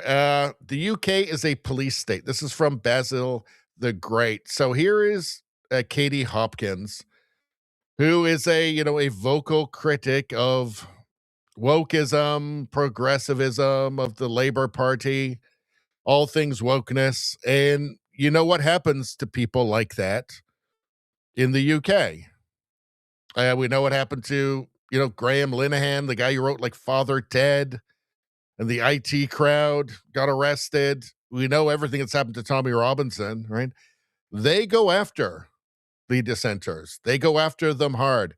Let's watch this. Here's Katie Hopkins talking to Glenn Beck.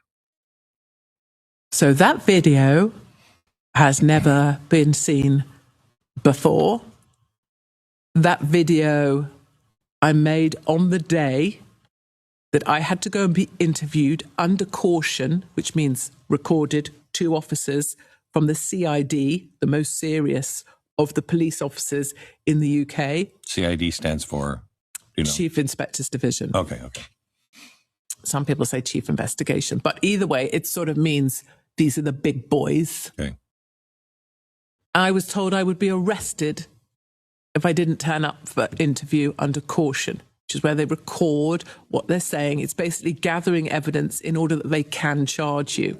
And I knew, and I was on my tour at the time, a stand-up comedy tour of the UK, and I knew the way the world works for me, that I would be arrested before one of my big events, 1,500 people in my audience, and I won't let that audience down. There will be a show, but not that kind of show. So I went to be interviewed under caution by the British police for my comedy pub night, Katie's Arms, where I made a joke at my own expense, actually about my epilepsy, that is perceived to have caused offence. So I get this language right. Is perceived to have caused offence. And for the crime... And you were making a joke about you. Yeah, about my seizures and automatic weapons. Sure. We could join those dots, but it's pretty funny. I have a wine glass in my hand because it's pub night. Everyone knows it's pub night. But for the crime of telling my jokes online at my pub night, and remember, people have to join this. I'm not stood on a street corner shouting at the world like some lunatic. Right. They have to opt in to be there. But someone that opted in perceived that they may have been offended, and as a result, I was threatened with arrest. I had to go to a police station, be interviewed by 2 officers under caution. They kept me there for over an hour with insane questions. Can you share?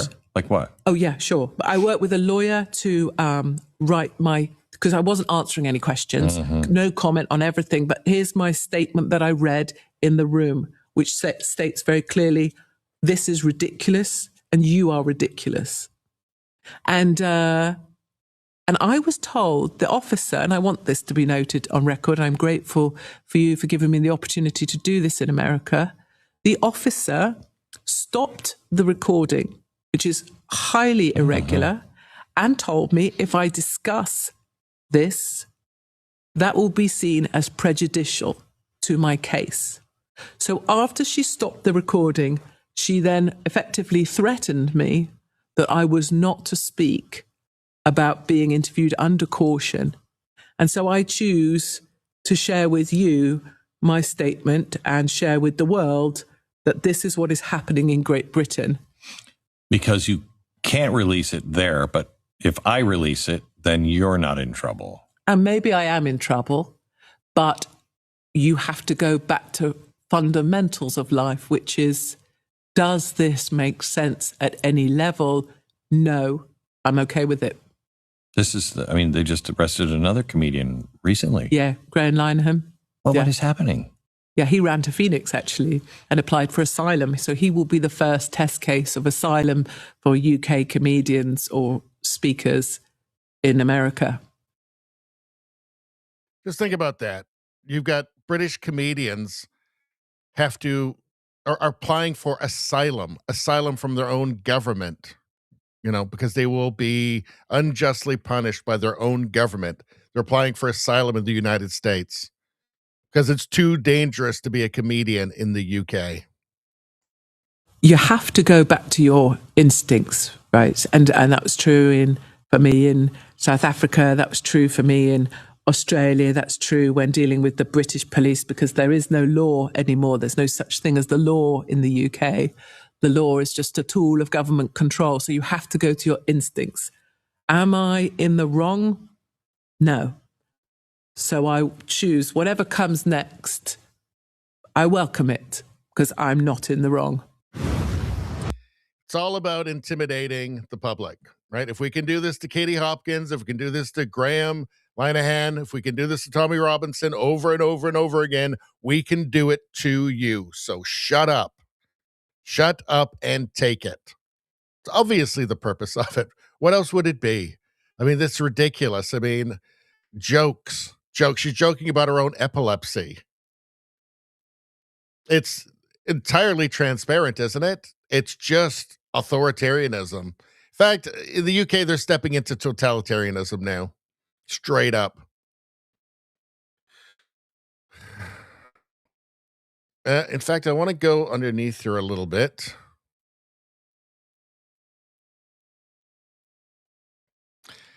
Stephen Fry. It's a quote from him. Let's see. What's he saying? It's now very common to hear people say, I'm rather offended by that, as if that gives them certain rights. It's no more than a whine. It has no meaning. It has no purpose. It has no reason to be respected as a phrase. I am offended by that. Well, so fucking what? Let's see. Let's see. Either you limit government or government limits you. Yeah, they're finding that out in the UK. All this is coming to Canada, by the way. All of this is coming to Canada. For all of Carney's talk and his MOU on pipelines, all of that, their priority legislatively is censorship legislation, hate legislation. Yes, this is all coming to Canada. Mark Carney looks at the UK and looks at what they do to people like Tommy Robinson, to her, and to others, and drools. Right, the same way that he drools when he looks over at China and sees the totalitarian control there.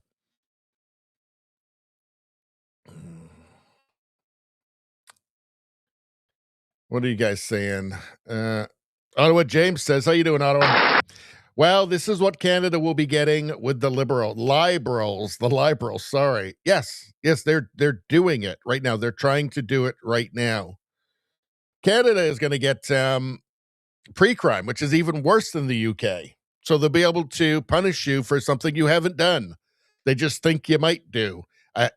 For a hate that they think that you might do. Let's see. Izzy says, hold on. Nevada says, there's something hauntingly familiar about bagpipes every time I hear them. They're good. As he says, yeah, well, given how things are going here in Canada, there'll be a rush of asylum claims from Canada too. Yes. Yes, there will. That's not a joke. Nawada says UK is the test bed for the rest of the West. They really all are. They're just like, they're trying out certain like marginal things in different countries. So like in Canada, the Emergencies Act. So basically martial law, just suspending everybody's rights, freezing bank accounts. Canada was a test case for that. So they're trying out different things in different countries, but it's all the same people who all think the same thing and have the same goals. As Spambot says, Stephen Fry is a good guy. I think so too. He was great in Blackadder. Let's see. Izzy says, it's already here. We've been sold out to globalists. Yep.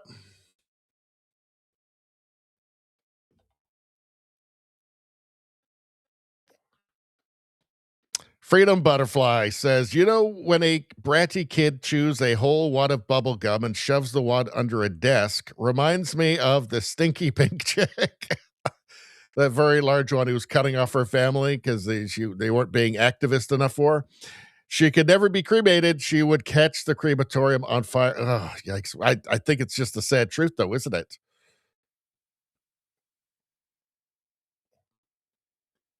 Freedom Butterfly says, Trump is losing patience with the censorship crap. He has written most of the EU off.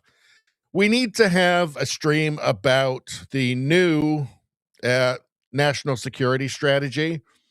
It was written in April by the Trump administration, and it's actually a very big change. It represents a very big change in strategy, global strategy. Whereas they're going back to, you'll hear more and more about the Monroe Doctrine from, I think, 1823, which was essentially the U.S. saying to all the other world powers, the Western Hemisphere is ours, right? So North America, South America, that's ours. Do not fuck around with it. And that's where Trump is returning to. So world police, that's going away. Fortress America, Fortress North America is on the way. And we can do a whole long stream about this.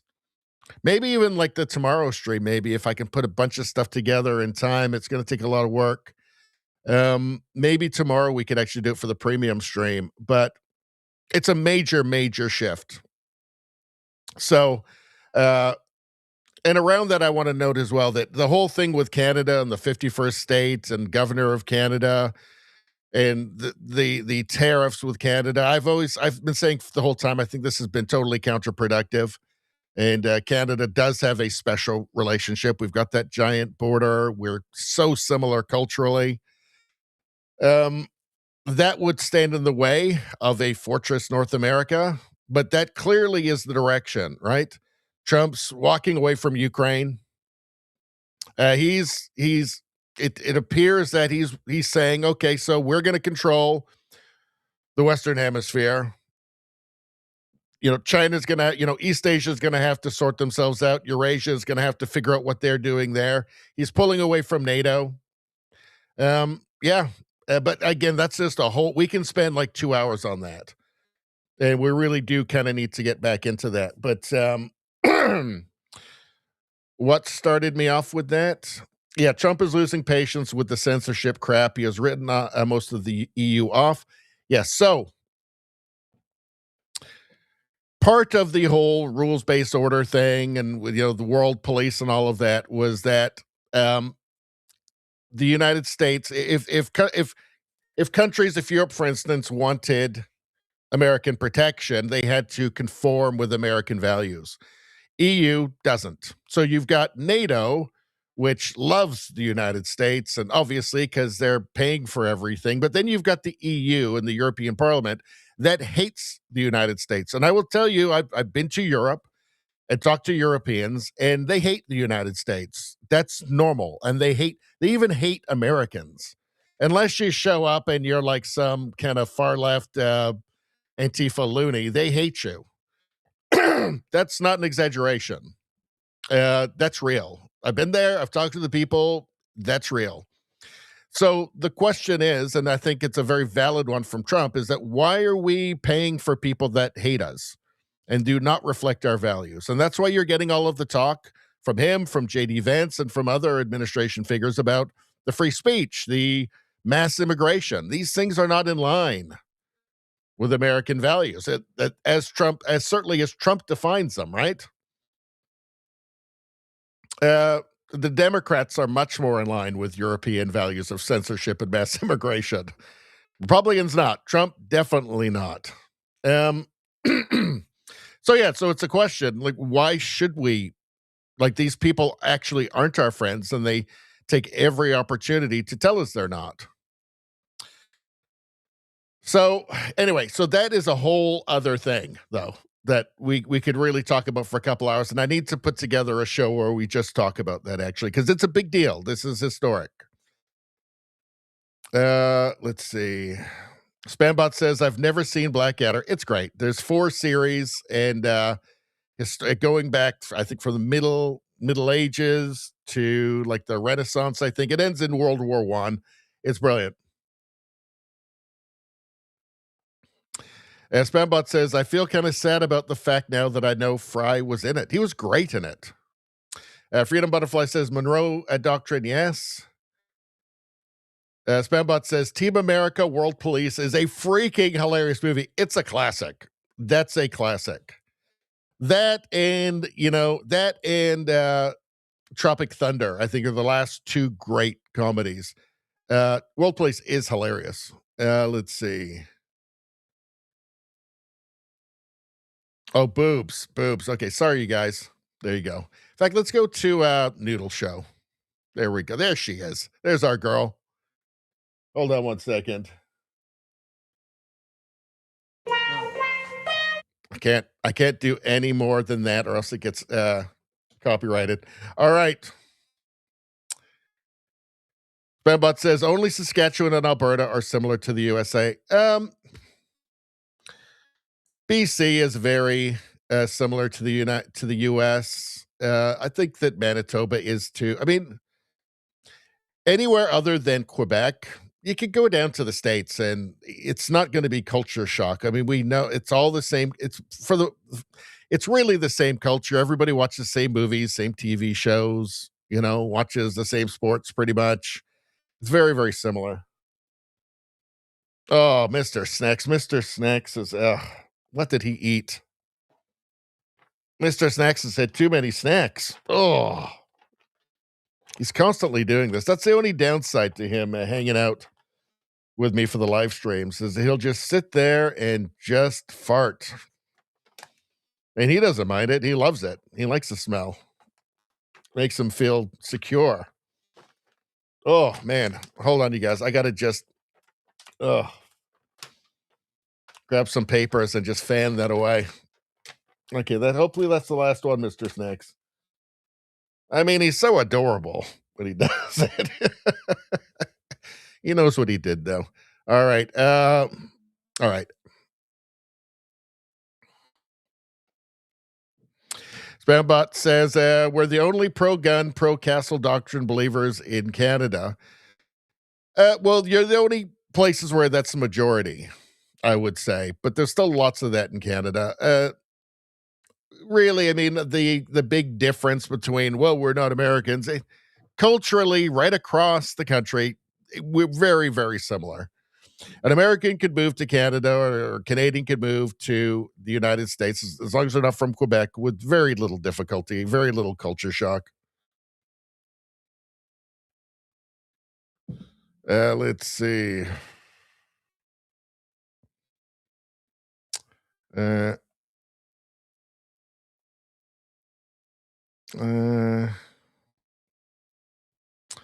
Freedom Butterfly says a slightly better news site app is GB News, Great Britain News.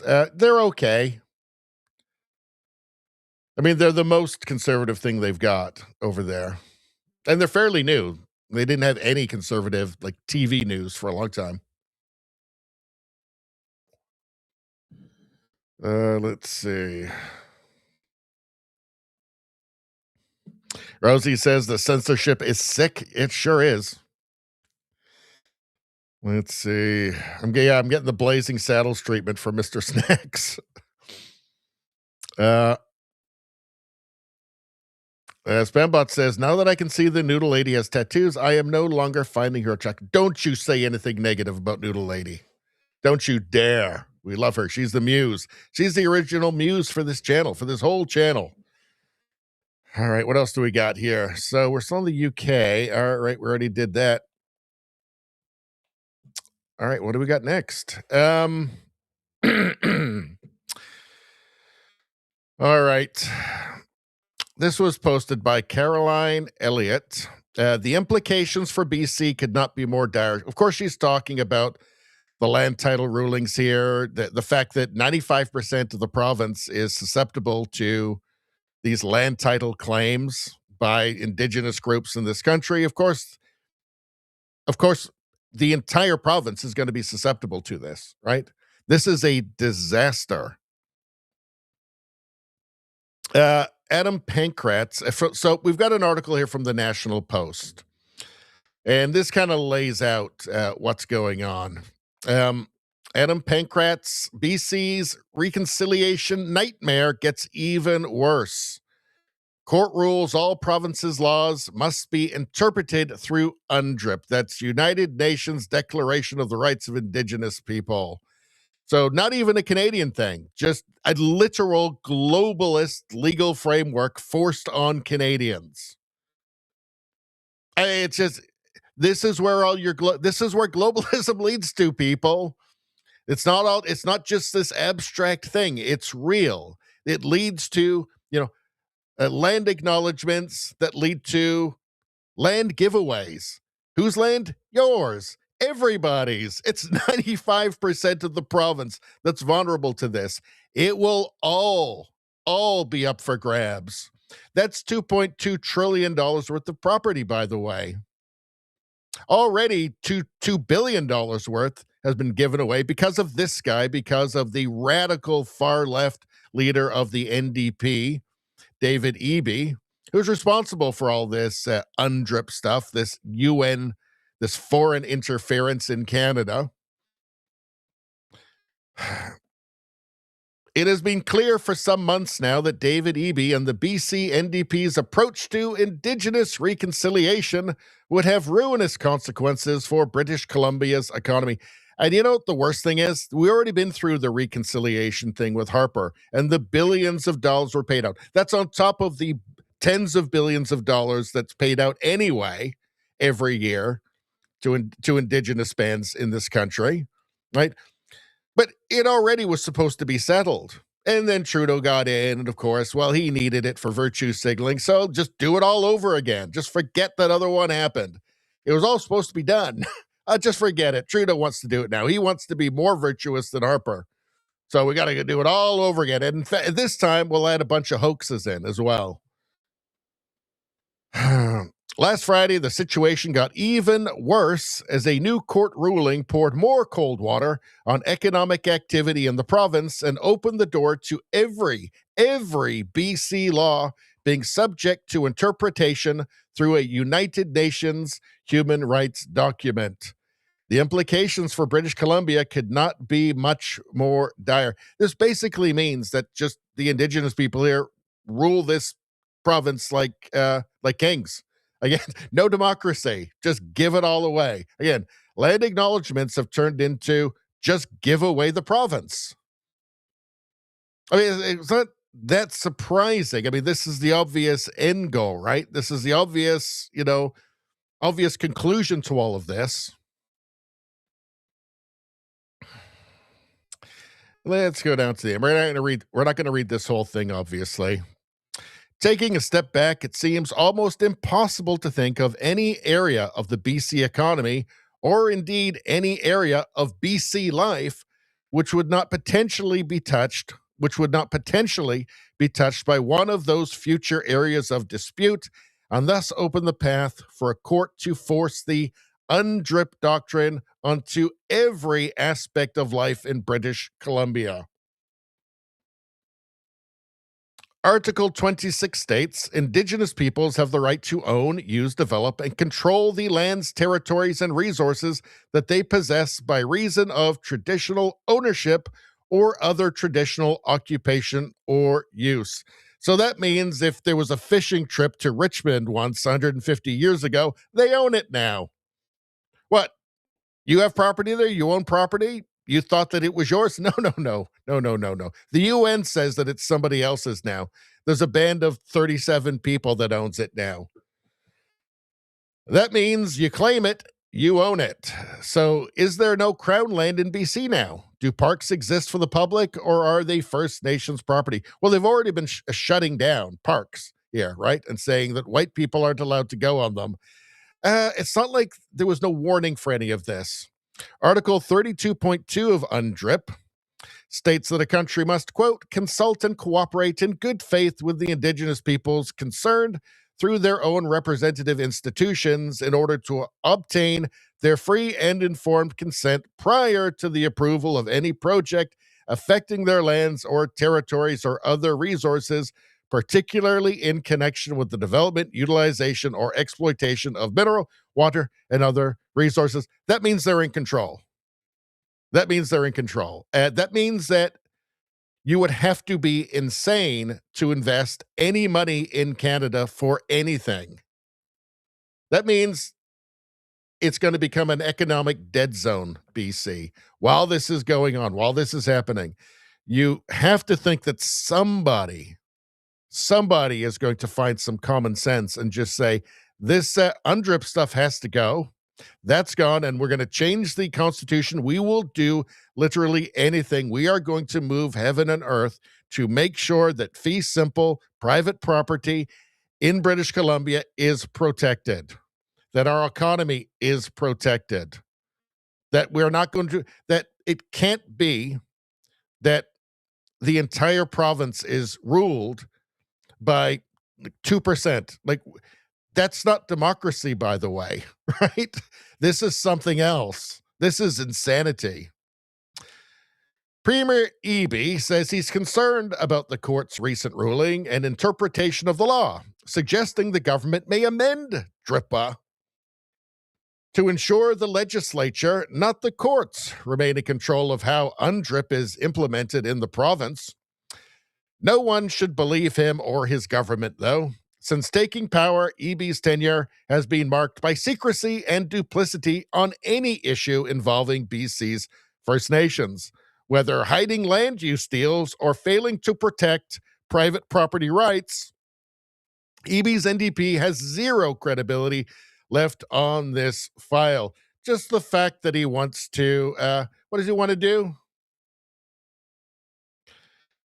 He wants to amend DRIPA. He wants to change some little parts. No, that's not what we need. We need it gone. Gone entirely. Now, yesterday. This is how crazy Canada is now. Following the court ruling last Friday, more bad economic news is now a certainty as businesses look at British Columbia as a province no longer ruled and governed by its own laws, but rather the esoteric imaginings of a United Nations Human Rights Committee. Nobody is going to invest anything in a province where there are native bands who own everything and need to be bribed and paid off to do literally anything. No. Where you can't even buy property. Like the effects of this, I don't think people in BC understand how catastrophic this is for them economically. Like the earthquake, we haven't felt it yet, but it's coming. It's coming. And there's going to be serious aftershocks lasting for a very long time. I mean, it's madness. This is where mindless empathy and compassion and progressivism, that's where this leads to. Catastrophe. This is where being philosophically and mentally a child leads to. This is where political childishness leads to. This is where empathy and stuff and compassion and blah, blah, blah. And I'm not a racist. That's where this leads to. So we're just any reasonable argument is called racism. That's where this leads to. Where sanity itself is called racism. That's where this leads to. This is a disaster. If the NDP gets reelected, if the NDP gets reelected in the next 1,000 years, that will be too soon. I guess we'll have to see what happens. Let's see. All right. Well, that's it. We're on the last bookmark now. Let's go back to the chat for a second. Nevada says, run, run. JDL says, BC belongs to China now. Well, here's another stream we need to do. The China is appealing now to the First Nations, and they're basically infiltrating the First Nations now in British Columbia. So that's a whole nother thing. Can't talk about it, though, because that'd be racist.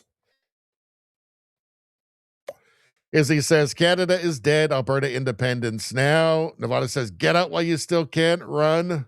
I don't even know if I'd be able to sell my house for anything near what it's worth right now with all these threats to private property. Probably not. You'd have to be crazy to buy a property in BC. You'd have to be nuts.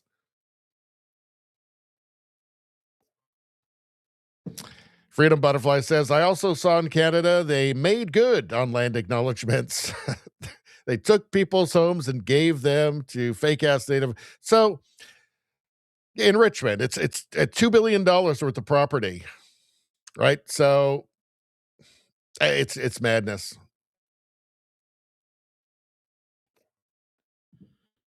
Let's see. All right, let me get down to the end here.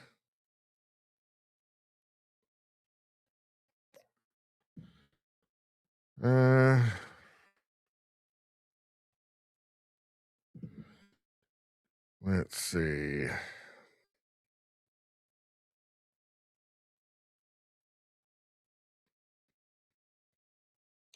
Let's see. All right.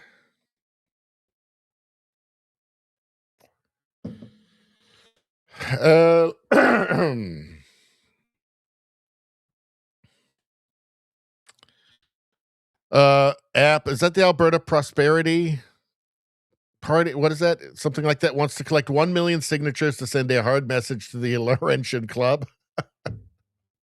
They just laugh. They won't even see it when it hits them. They won't believe it when it hits them. As he says, I'll be signing for sure. So tired of this shit. Yeah, they won't see it coming.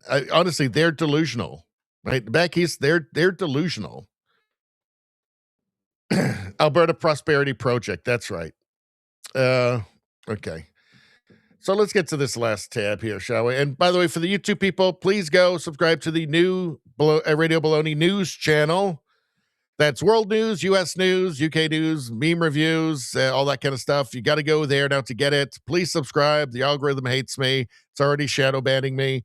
Please go there. Make a purple-haired gremlin cry. Subscribe to the channel. Radio Baloney News. It's different from this one. They've got different icons there. Radio Baloney News is me with a straitjacket on in the padded room. All right. Go do that now and subscribe and like the channel and send me money and all kinds of things. All the best stuff. Live stream. Let's see. One bad dude says, I was surprised as hell to see this. Let me just make sure I got everything here. Bunch of stuff from you guys. Oh, what's this here? Oh, this is funny. Okay, this is really good. Check it out. Oh, God damn it. I can't play the music, but it's still good. We don't need the music. Watch what happens. So they're taking this net off this driveway tennis court thing here. So let's take a look. Pull it up. Ow! It's both of them. Did you catch that? Oh, man. Why is that funny? It's like that show on Idiocracy. Ouch, my balls. Ow, my balls. That's what this is. And it is funny, though. Oh. Man, oh man. I could feel that from here. Call before you dig next time. What's going on here? Did we watch this before? I think we did. I think this is AI. I think we watched this already, but let's try it again. My cloth. Hold on.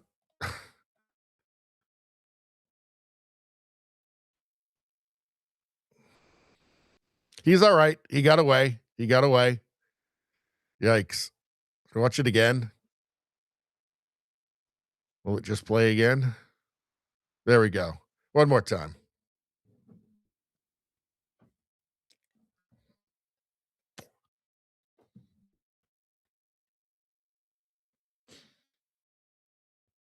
Here we go. It's coming. It's coming.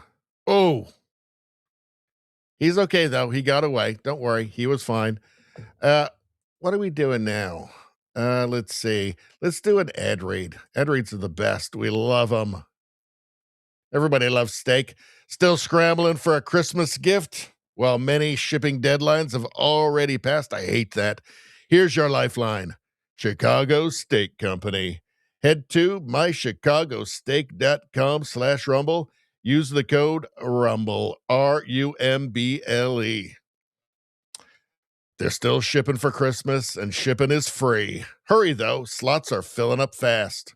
Get your loved ones that top 2% of beef in America. USDA Prime and Premium Angus, hand cut by the master butchers. So that's the best kind, hand cut by master butchers. Marbling so good, it hits a hot pan and fills the whole house. That buttery meat goodness, you know the one. Spend $229 and they'll throw in 6 free ribeyes plus free shipping. $240 in premium steak on the house, which is the best way. Your gift shows up in a black and gold box packed with dry ice. They crack it open, vapor rolls out, instant Christmas morning feel. Skip the sweater, give them something they'll actually remember. I know I would. mychicagosteak.com/rumble. That's mychicagosteak.com/rumble. Code RUMBLE, RUMBLE.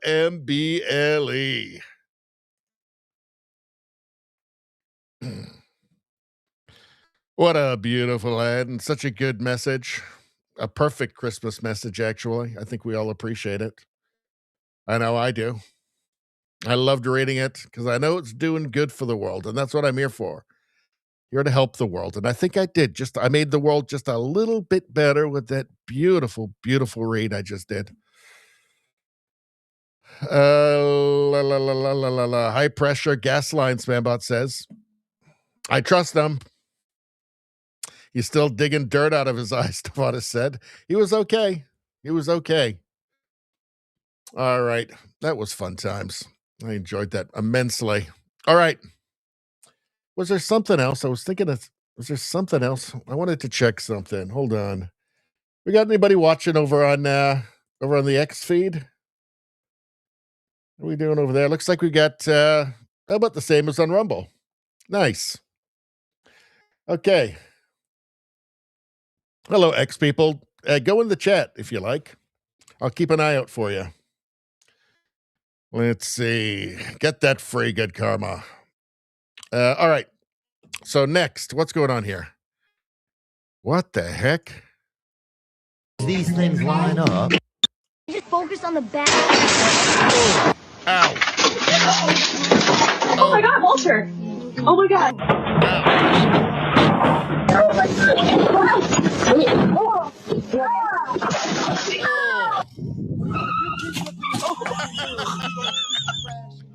He's got the beer in his head. He didn't spill the beer.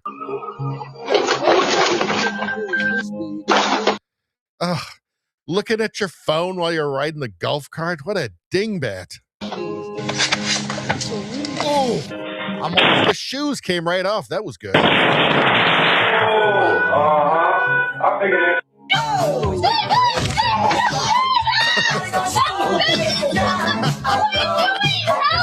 These things line up. Oh my God.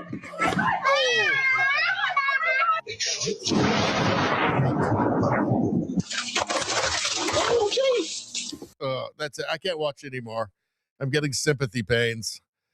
Let's see. What's going on here? Is this a real one? Let's take a look. Yikes.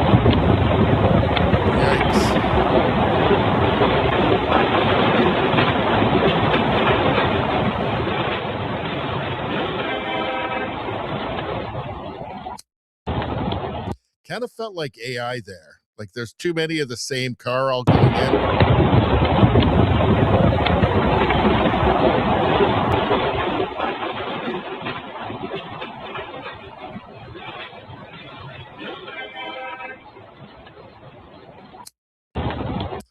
I don't know. What do you guys think?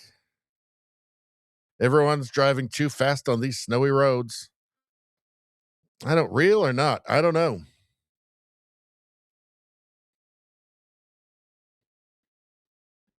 Let's see. Izzy says, my mouth is watering just thinking of a premium steak. Well, that's because I do such a good ad read. Too bad it brings tears to my wallet. Still, it's worth 10 out of 10, which is the most you can get, almost the most you can get out of 10 for the ad read, even though not available in Canada. Well, it's a shame. It's a real shame. Let's see. Rosie said, steak commercial, very nice, 10 out of 10. Well, thank you very much. That's almost the most you can get out of 10. Nevada says, looks real. All right. Let's see. Spambot saying, scroll down a bit and restart the vid. Let's talk about this one. Scroll down a bit and restart it.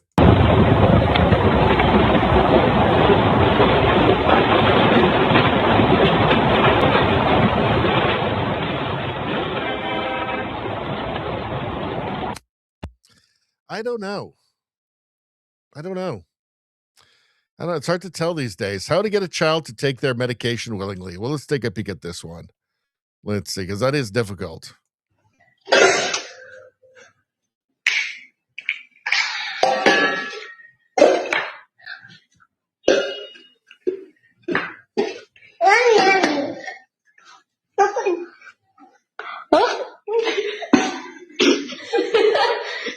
Tô passando mal, tô passando mal, tô passando mal, tô passando. The face. That was pretty good. The baby's crash out is valid. Well, let's take a look. Baby, okay, this baby, no, extra. Let's start over. Mommy, watch your baby. That's too much. This baby, okay, this baby, no, extra. Oh my gosh. Too many babies. I might be a little bit nervous leaving that one with the with both of those babies. Might be a little bit too much. Too much. Take one back. I don't know. This is funny. Let's see. J-Gen Xer. After all the BS happening in Canada, even the beaver has had enough and is moving. Well, let's take a look. Oh, road. Beaver with a tree. Oh my god. He's working hard. Don't rush him. Everyone's just waiting. I love it. Made it. Good job, buddy. That's pretty good. Look at that guy. He's holding up the whole road. Beaver with a tree. Oh my god. He's working hard. Don't rush him. Everyone's just waiting. I love it. Made it. Good job, buddy. Oh, man. That's pretty good. Let's see. So here's AOC. It's amazing to me when people like this that criticize Elon Musk say that he's like a con man and he doesn't do anything. It's just really baffling to me, just the level of stupid, how anybody could be this stupid and ignorant. Let's listen to her. Elon Musk is not a scientist. He is not an engineer. He is a billionaire con man with a lot of money.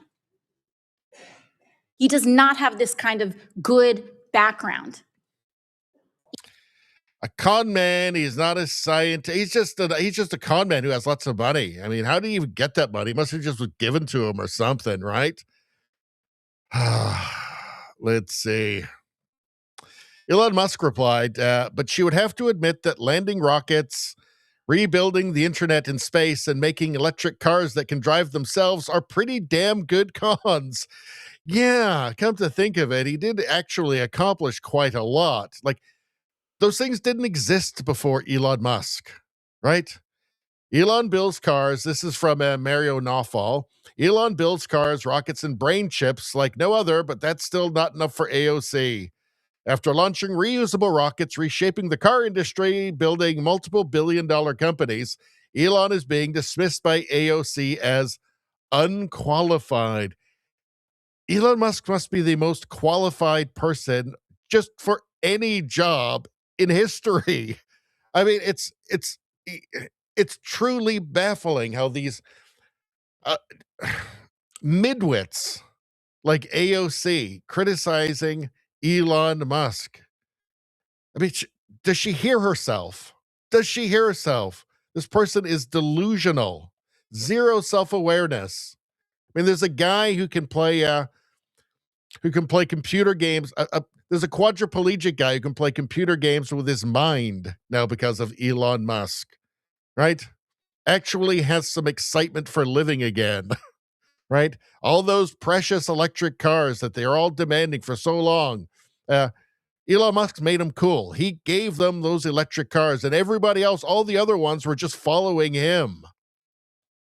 I mean, there's people out in rural communities all over the world who never would have had the internet that have the internet now because of Elon Musk. I mean, that's barely scraping the surface. Truly baffling. Let's see. Science Girl says the beautiful rosy maple moth. So I don't know. That's pretty interesting. Is it real? I feel like that's a totally AI. Maybe not, though. I don't know. Is it like the trans flag moth? I think it might be that. I don't know. Looks kind of like it's not real to me, though. So I don't know about that. Maybe it's real. I mean, there are pretty weird animals out there. Let's see. This is AI bullshit again. Let's see.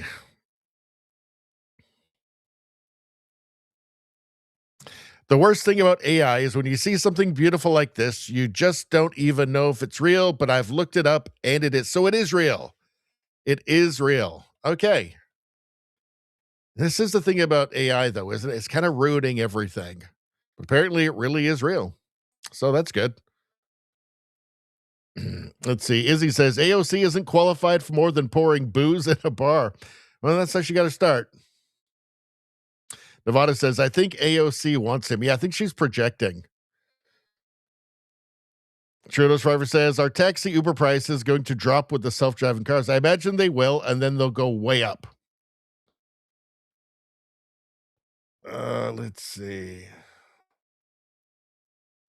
Ottawa James says, she's so commie. Dirty commie. Shut up, commie. That's what we say to AOC. All right, let's move on. What do we got next? You heard it. Oh, we got to save this one. Sorry. That's for tomorrow night. Look at this one. Not a care in the world from Deb. Not a care in the world. Well, he just escaped somewhere probably. Can't play the music. We'll look at it tomorrow. Let's see. Back in 1983, Bruce Boccia tried to match the world high diving record with a jump at SeaWorld San Diego. The footage shows him stepping off a platform about 172 feet in the air with his mother on the left watching the whole thing in full panic mode. Yeah, this used to be a thing, right? Like Daredevils. There'd be a big production about it. Let's take a look. Need to worry about having the ladder a little bit shaky and wavering up there, Ken. Yeah, that really surprised me because all the other divers I talked to commented on how stable this ladder really is. But of course, that was before they moved up to the world record level of 172 feet.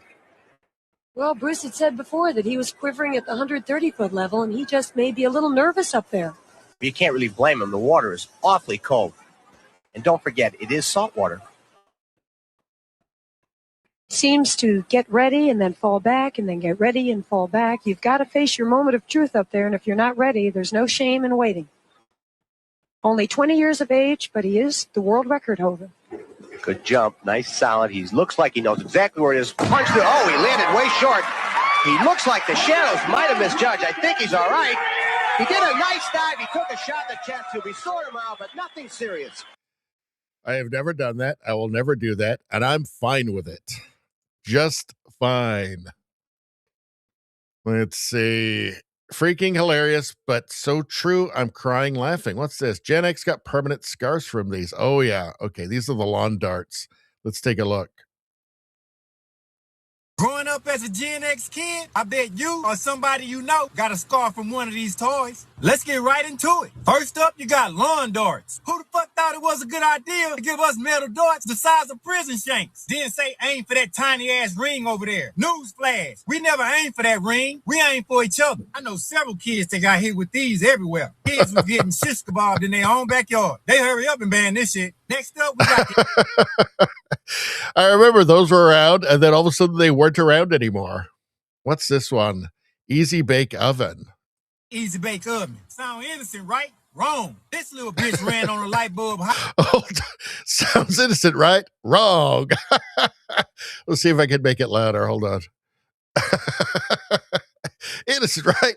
Wrong. Hotter than Satan's ass. You stick your hand in to get that cupcake, you coming out with third-degree burns. That little pink oven didn't just bake cookies, it baked children. Then we had click clacks, acrylic balls on the string. You was supposed to make them clack, but you end up cracking your damn orbital bone. One bad move, right? Knock your ass in the next week with a black eye and a chipped tooth. Next up, pogo sticks. These motherfuckers dared you to jump higher. And as a true Gen Xer, that's exactly what the fuck we did. We would try to jump on the roof. One wrong move, though, and your ass was kissing concrete, waking up with a bloody smile. Your whole body looking like a crash test dummy. Last but not least, bike pedals, a.k.a. the shredded Shin 9000. Technically not a toy, but one slip, it's gonna shred your shin up like Freddy Krueger. These spiked-ass metal death traps done shredded more shins than a cheese grater. They're responsible for 90% of us having a permanent tattoo. Just understand, kids today got foam swords and safety warning. All we had was trauma, lawsuits, and peroxide. What toys do y'all have scars from? Put it in the comments. Okay, that guy is officially awesome. He's better than Chappelle. That guy is great. That was really good. Let's see. Oh, here we go. Bilbo Baggins posted this. Let's see.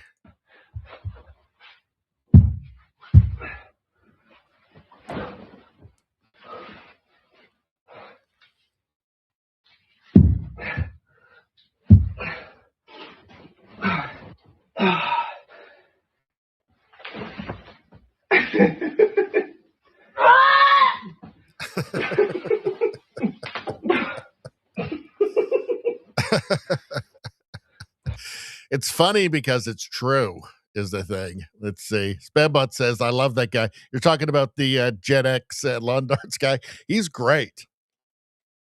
He's great. I think you sent that one to me, didn't you? Let's see. The clackers. I don't know what James says. I don't know what James says. I remember all of these. Yeah. Yeah, we had all of those.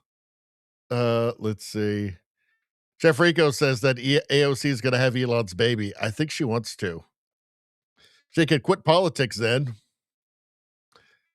Let's see. Streamer says that is gold. Streamer says, I remember all those except the lawn dart. You don't remember the lawn darts? They were a thing. They were there, and then they were just not there. Suddenly, after a few kids got lawn darts embedded into their skulls. Let's see. Rosie says that rock is funny. It is. Let's see. All right. What do we got here? This from Interesting Things. This lady tried to save a parking spot and thought this guy was giving up because he stopped his car. Well, this was a tricky one. This is good. You know what? I think we want the music for that, and so we're going to save that for tomorrow. Let's see. I've never seen anything like this. Here the dogs are choosing their forever family human. So I want you guys to tell me, I know the answer to this. Is this AI or real? Oh, God. We're going to have to do it tomorrow. Actually, we don't need to. Actually, I'll turn off the music. We don't need the music for this. Turn off the music. You guys tell me AI or real. I know the answer. So we're going to find out. We're going to find out whether it's a total fabrication. Or you're right. It's fact. You guys tell me.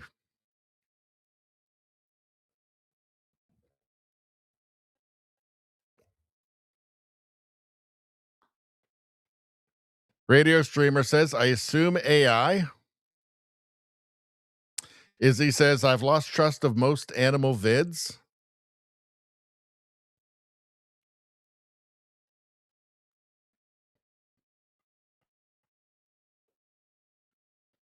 Anybody else? Anybody else? What do you think of this? Real or AI? That AI is getting pretty good.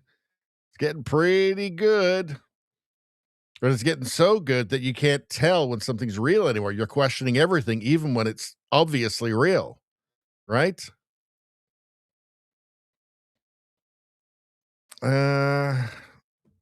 Watch again.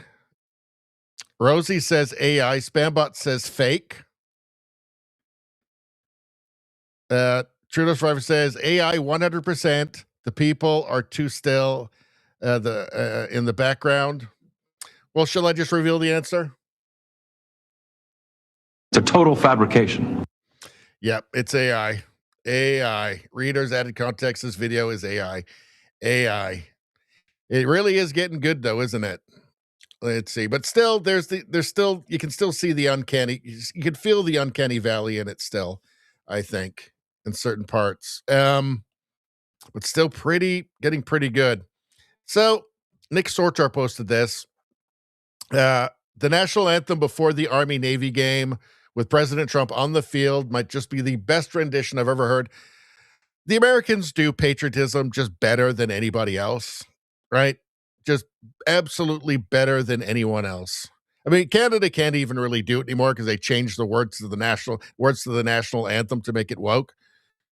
The United States just does patriotism just better than any other people. Oh, say can you see by the dawn's early light what so proudly we hailed at the twilight's last gleaming, whose broad stripes and bright stars through the perilous skies o'er the ramparts we watched, were so gallantly streaming, and the rockets red on bursting in air gave proof through the night that our flag was still there.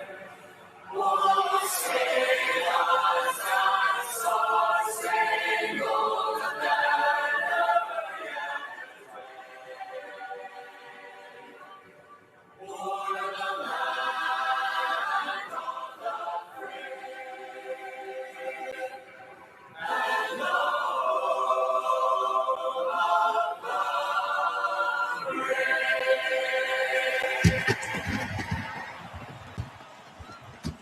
See, that is something to be proud of. That is something to make you feel good about your country, right? Canada does elbows up in between land acknowledgements, right? This is something to make you feel proud, right? This is powerful. This is real patriotism there, and nobody does it like the U.S. I mean, I guess North Korea, but you'd better do it in North Korea. You'd better. You better look like you mean it. Let's see. What's going on here? Wall Street Apes. This is actually funny. I mean, this is where wokeism is hilarious. You literally can't make this up. Seattle, Washington was picked to host the World Cup. Since it's during Pride Month, the city decided on a Pride theme without knowing which teams were playing. Without knowing which teams were playing, huh? Boy, I hope this doesn't backfire. Well, everybody's behind the Pride stuff, right? I mean, who wouldn't be? Well, let's take a look.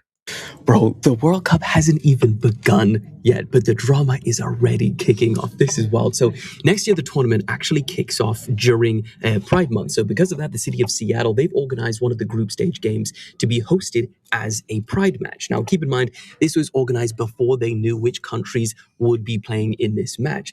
And so in this wild case of irony, the two teams that have now just been revealed to be selected for this game are Egypt and Iran. Both countries, you can actually be imprisoned for being gay. So, so to clarify. Well, not just in Iran, they hang them from cranes in Tehran, right? So it's even worse than that. This wasn't organized by FIFA, rather the local committee in Seattle. And despite this unexpected lineup, a spokesperson said that they are not changing plans because of the countries participating. So currently, Iran and Egypt, they will be facing each other in a Pride celebration match.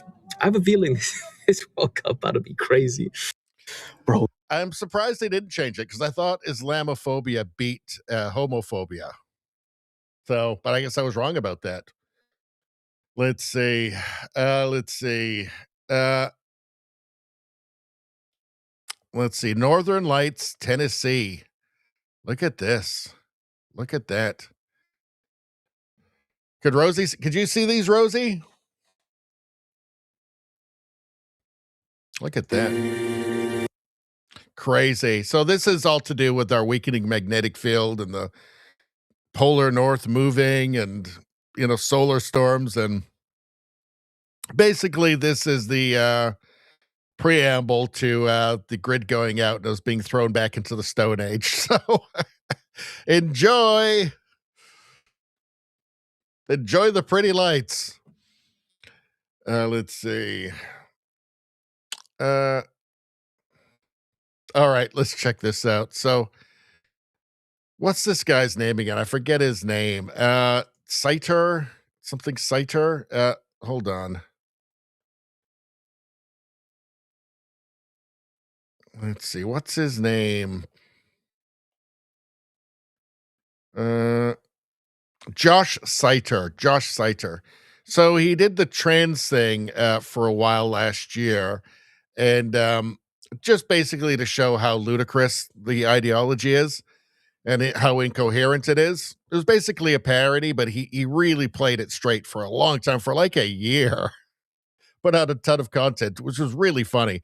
Let's take a look at this. Now he's saying that he's trans indigenous, by the way. So that's his new thing. I don't know if that's what he's doing here.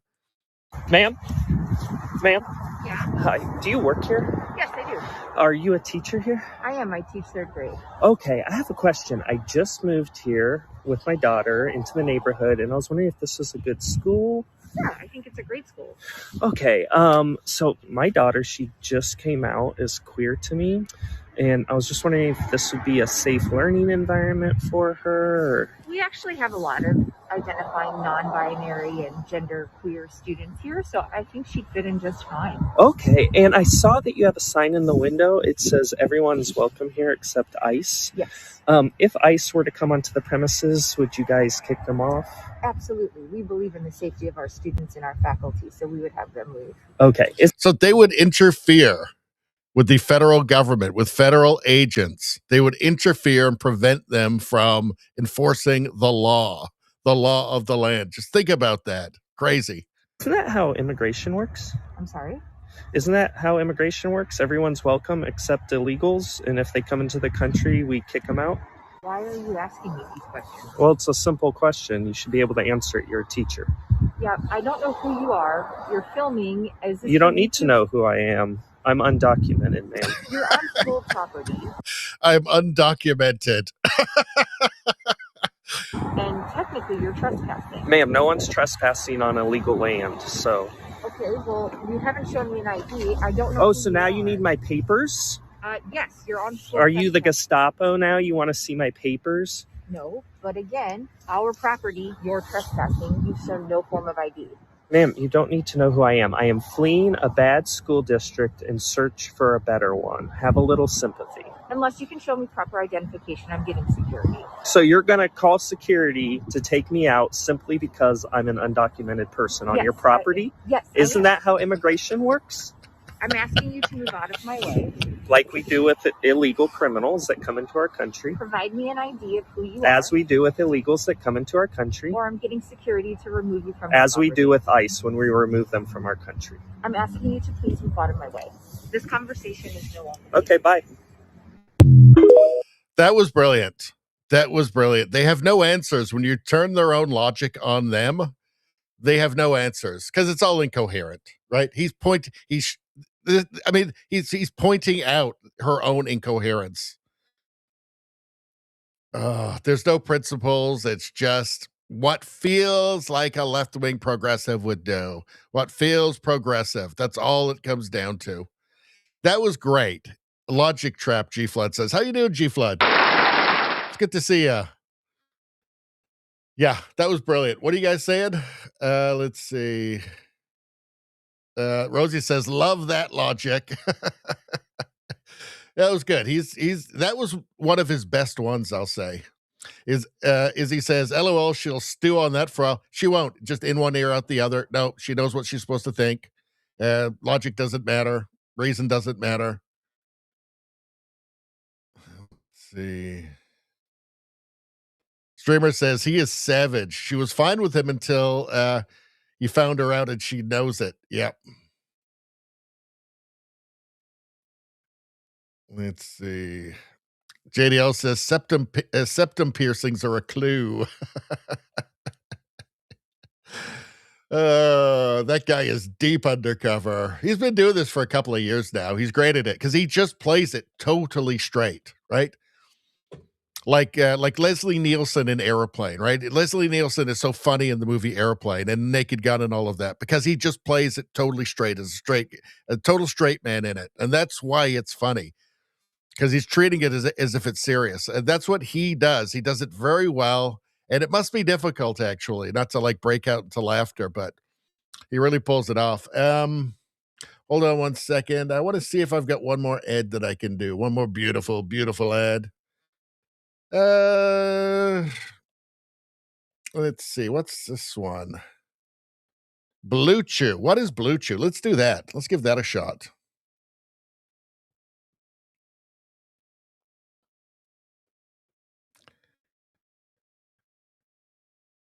Blue Chew chewable tablets are made with active ingredients found in popular ED medications, but in chewable form and at a much more affordable price. No waiting rooms, no pharmacy lines, just a quick online visit. And once approved by a licensed medical provider, Blue Chew sends the chews straight to your door. Look, guys, Blue Chew is the upgrade button for your sex life. Level up and get your first month free at BlueChew.com. That's BlueChew.com. And we've got a special deal for our Rumble listeners. Try your first month of Blue Chew free when you use promo code RUMBLE. Just pay $5 shipping. That's all. That's promo code RUMBLE, RUMBLE.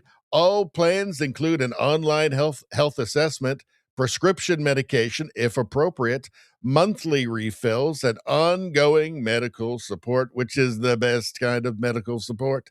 A prescription will only be written if deemed medically appropriate after an online health assessment with a licensed provider.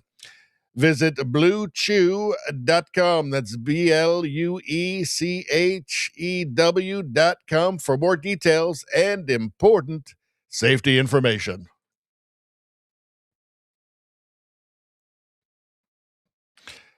It's boner time.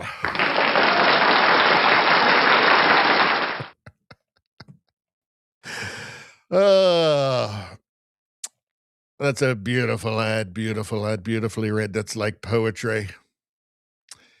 All right. Nevada says, all I need is noodles. Let's see. All right. What do we got here? So what's the next one? 2 hours and 44 minutes already. This is crazy. So were they actually aiming for it? Well, let's see. Hold on. Oh no. Oh no. Oh no. Oh no.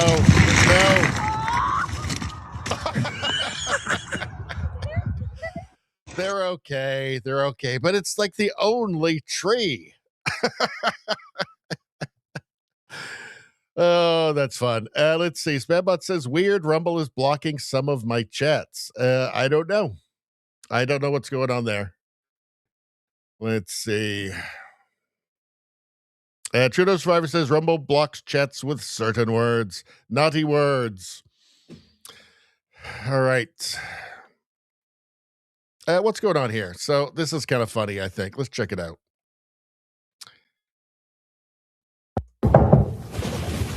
Who's there? It's the police. Open the door. We want to talk. How many are you? We're 2. Then talk to each other.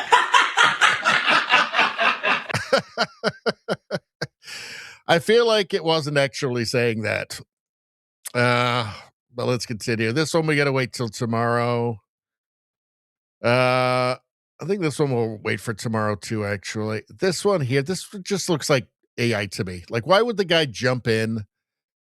Why would the guy jump? Yeah, that's totally AI. Come on. Look at this. Why would you jump in when you can see the dog? It's a big, scary dog barking at you. You wouldn't jump in. This is obviously AI. Look, you can see look. There's a dog. Yeah, that's super AI. Come on. Number 1, what do you have to say about it? It's a total fabrication. I agree. This we got to save for tomorrow. I don't know. Will this one get copyrighted? We'll save this one for tomorrow as well. Hold on. Oof, these are some wild blunders. Let's take a look. What's going on here? Go. Oh, no.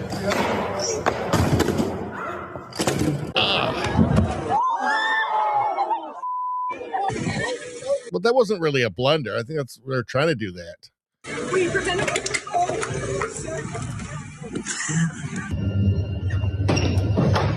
Oh.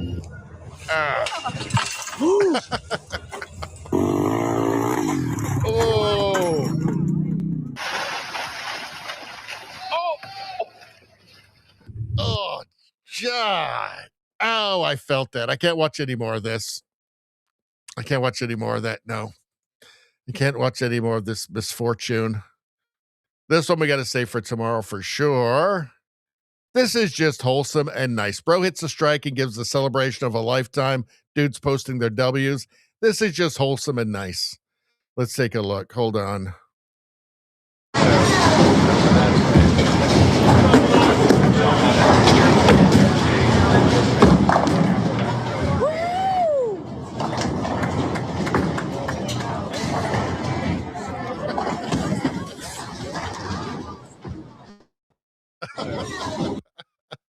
I love it. That's awesome. That's feel-good stuff right there. What's going on here? I think we can guess what's going to happen here, can't we?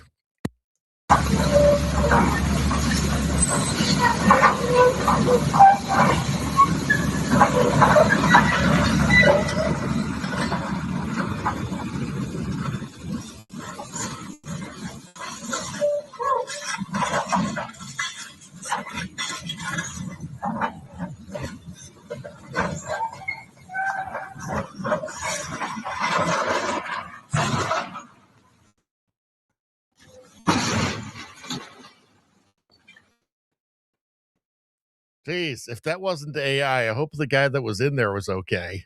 Yikes. Grok, is this real?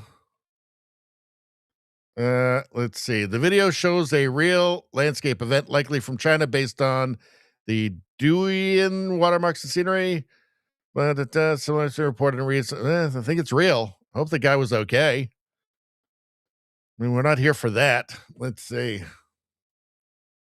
As he says, my only question about the blue chew is, does it color your teeth blue? I would assume.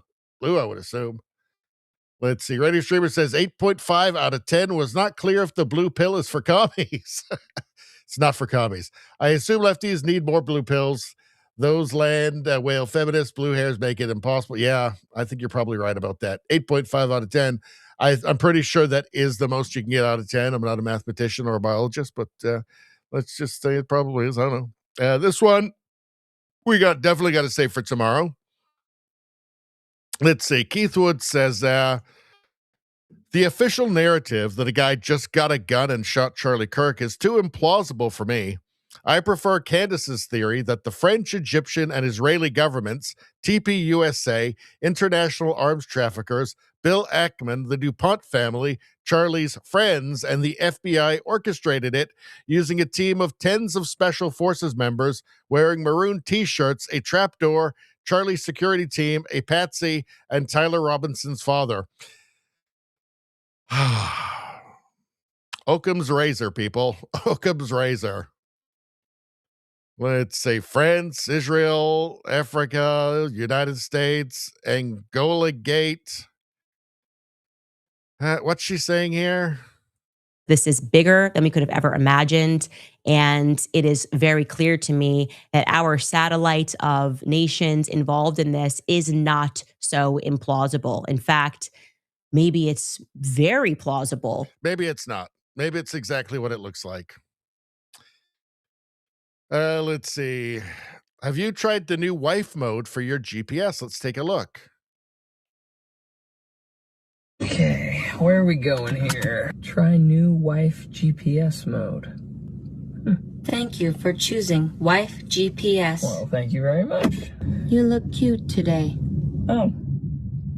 Wow, that's kind of fun. Right turn, now. Okay. Wait, never mind, it's the next one. Sorry, It looked like it was this one. Turn right, you missed it. Nice going. Okay, come on. You could have gone right there. I know when I can go. You are following so close, it's making me nervous. I have a normal amount of space. How do you even know that? I thought you knew that was the turn. I didn't think I had to say it because I said it back there earlier. If you would listen to what I'm saying instead of thinking about work, my motherboard was right about you. Oh, okay, yeah. Okay, that is rich. Okay. My motherboard was right about you. From Planet of Beebs there. Yes, is there a watermark on here from who it was originally? I don't know. No, nothing on there, unfortunately. Oh, well. Which I can do. Let's see. Elon Musk. Doge designer, Elon Musk. I think colleges are basically for fun and to prove you can do your chores. So I think he probably would know, right? I think he would know. And college now has become quite useless. I mean, what, like 95% of the degrees are totally useless? So let's take a look. First of all, you don't need college to learn stuff, okay? Everything is available basically for free. You can learn anything you want for free. It is not a question of learning. There is a value that colleges have, which is like, seeing whether can somebody work hard at something, including a bunch of sort of annoying homework assignments, and still do their homework assignments and kind of soldier through and get it done. That's like the main value of college. And then also, if you probably want to hang around with a bunch of people your own age for a while instead of going right into the workforce. So I think colleges are basically for fun and to prove you can do your chores, but they're not for learning.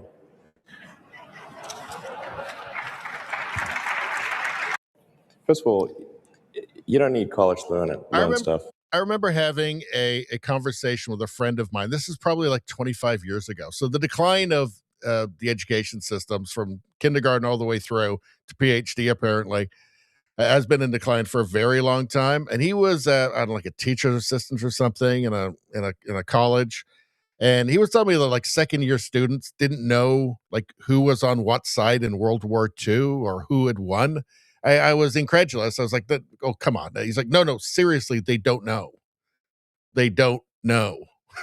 I mean, yeah, it's been bad for a long time. Let's see. Let's see. Rosie says, wife GPS, lots of laughy things. Yeah, it's pretty good, huh? Let's see. Trudeau's driver says motherboard. Okay.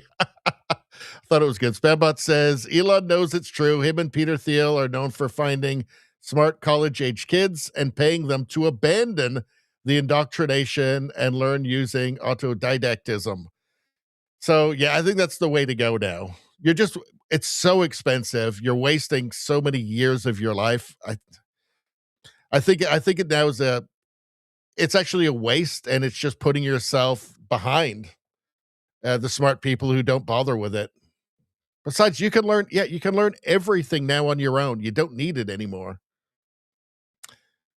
Trudeau's driver says university forces students to take useless electives to milk extra money out of them. It's not just that, though. It's to indoctrinate them. It forces them to take indoctrination courses to force them to hate themselves, their country, their history, everything. To turn them into revolutionary communists, obviously. That's the main purpose now, as far as I can tell. Right from kindergarten right through to PhD is to create revolutionary communists. Let's see. We'll save that one for tomorrow, too, I think. Let's see. What's this? Anthea, what's going on here? Let's take a look. Police are looking for a man who ran away after robbing a store. Crucial development, Bob. Police have just dispatched a sketch of this. Oh, man. Officers have now arrested the suspect moments ago. It really looks just like.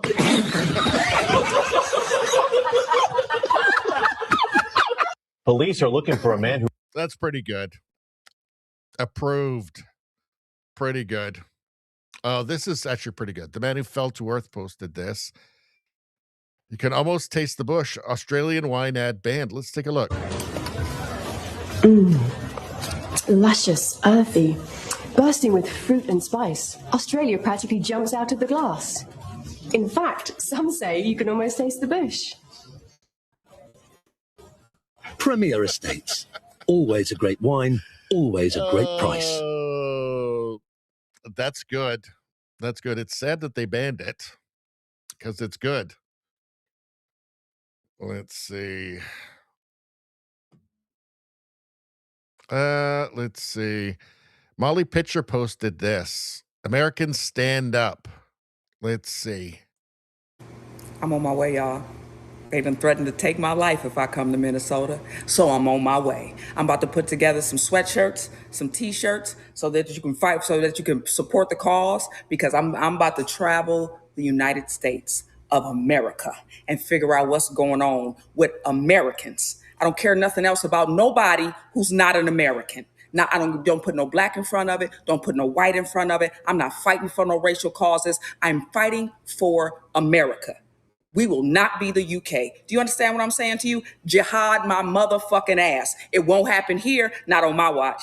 But they said they're going to take me up out of here if I come to Minnesota, so I'm on my way. We're going to start some fundraising. We're going to somebody start me a motherfucking GoFundMe. I am on my way. I don't think I'll come back home for another year from now. I think I'll just be traveling around causing motherfucking hell for everybody who ain't American. That's what I think I'll be doing. Here I come. Well, I think there's a growing awareness in the states, in the black population, that the Democrats are trying to replace them with another voting base so that they won't need them anymore. So I think there's some waking up that's happening. Let's see. Tim Pool posted this. Ha ha ha ha. What's this wired? Men are betting on WNBA players' menstrual cycles. Some sports gamblers are trying to predict WNBA players' performance and the outcome of games based on the athletes' periods. One betting content creator has dubbed it blood money. Wow. Well, this is kind of brilliant, though, isn't it? And women, when they're around each other all the time, their periods sink. So if you know one team, the entire team is at that time of the month and the other team isn't, that should affect betting odds. I mean, that's just reality right there. Anyway, that's funny. He was almost done cleaning the driveway until, oh, no. It was almost done. Almost done. Damn it. Damn it. What are you guys saying? Ottawa James says clap, clap. Let's see.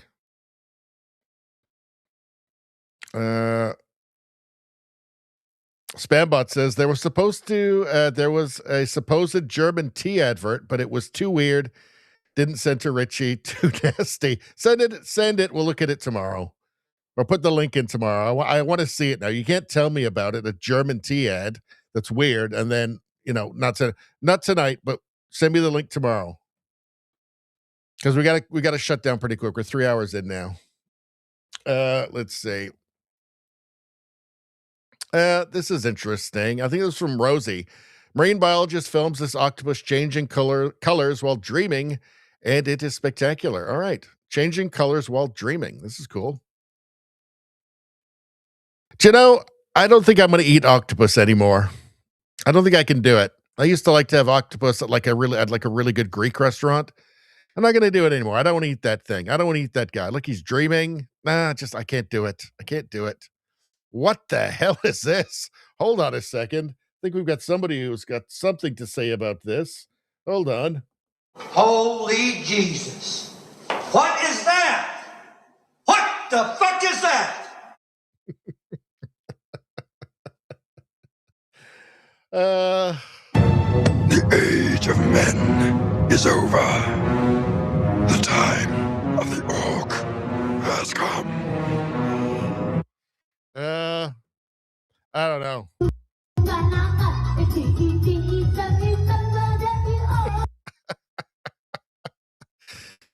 I don't know either. Let's see. A mother placed a hug bell in the living room of her house. Ah, this is just so wholesome and nice. You know what? I can't play the music, but we don't need it. We don't need it. Ah.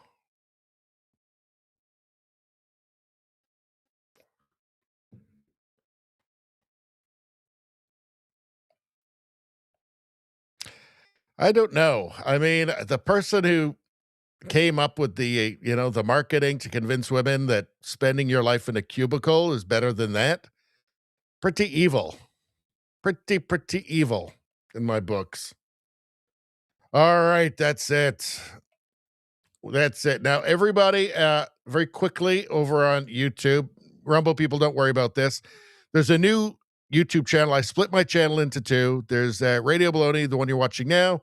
This is for live streams, Canadian news. Everything else is going on Radio Baloney News, all the world news, U.S. news, everything else, UK, meme reviews, woke mind virus, all going on Radio Baloney News. You got to go there to get all that wonderful, nutritious content.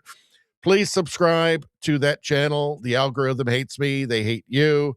They don't want you seeing it. They're afraid that you'll see it. They're afraid of your awakening. Please subscribe. Don't let the gatekeepers win.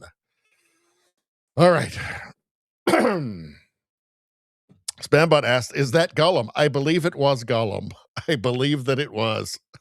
Rosie asks, are we betting on that one's menstrual cycle? That's chat of the evening right there. Let's see. Ottawa says, good comments, Richie. Let's see. What do we got? La la la la la. Let's see. Trudeau Survivor says, learning Excel spreadsheets are the first step to a fulfilling life. Exactly. Ottawa James says, CBC sucks. They do suck. They suck the big one. Let's see. Well, I guess that's it.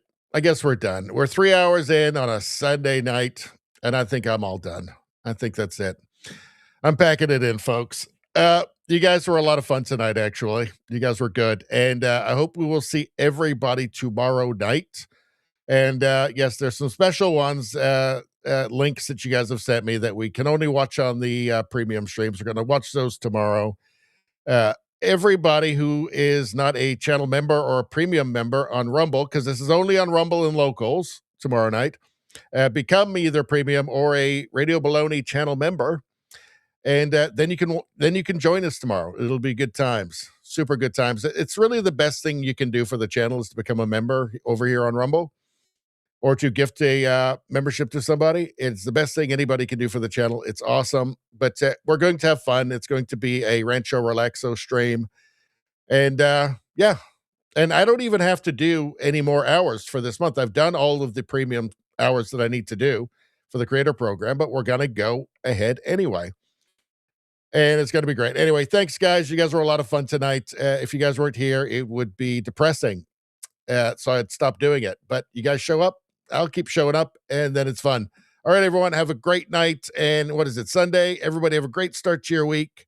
And yeah, we'll see you tomorrow. 6 o'clock Pacific, 9 o'clock Eastern. Bye.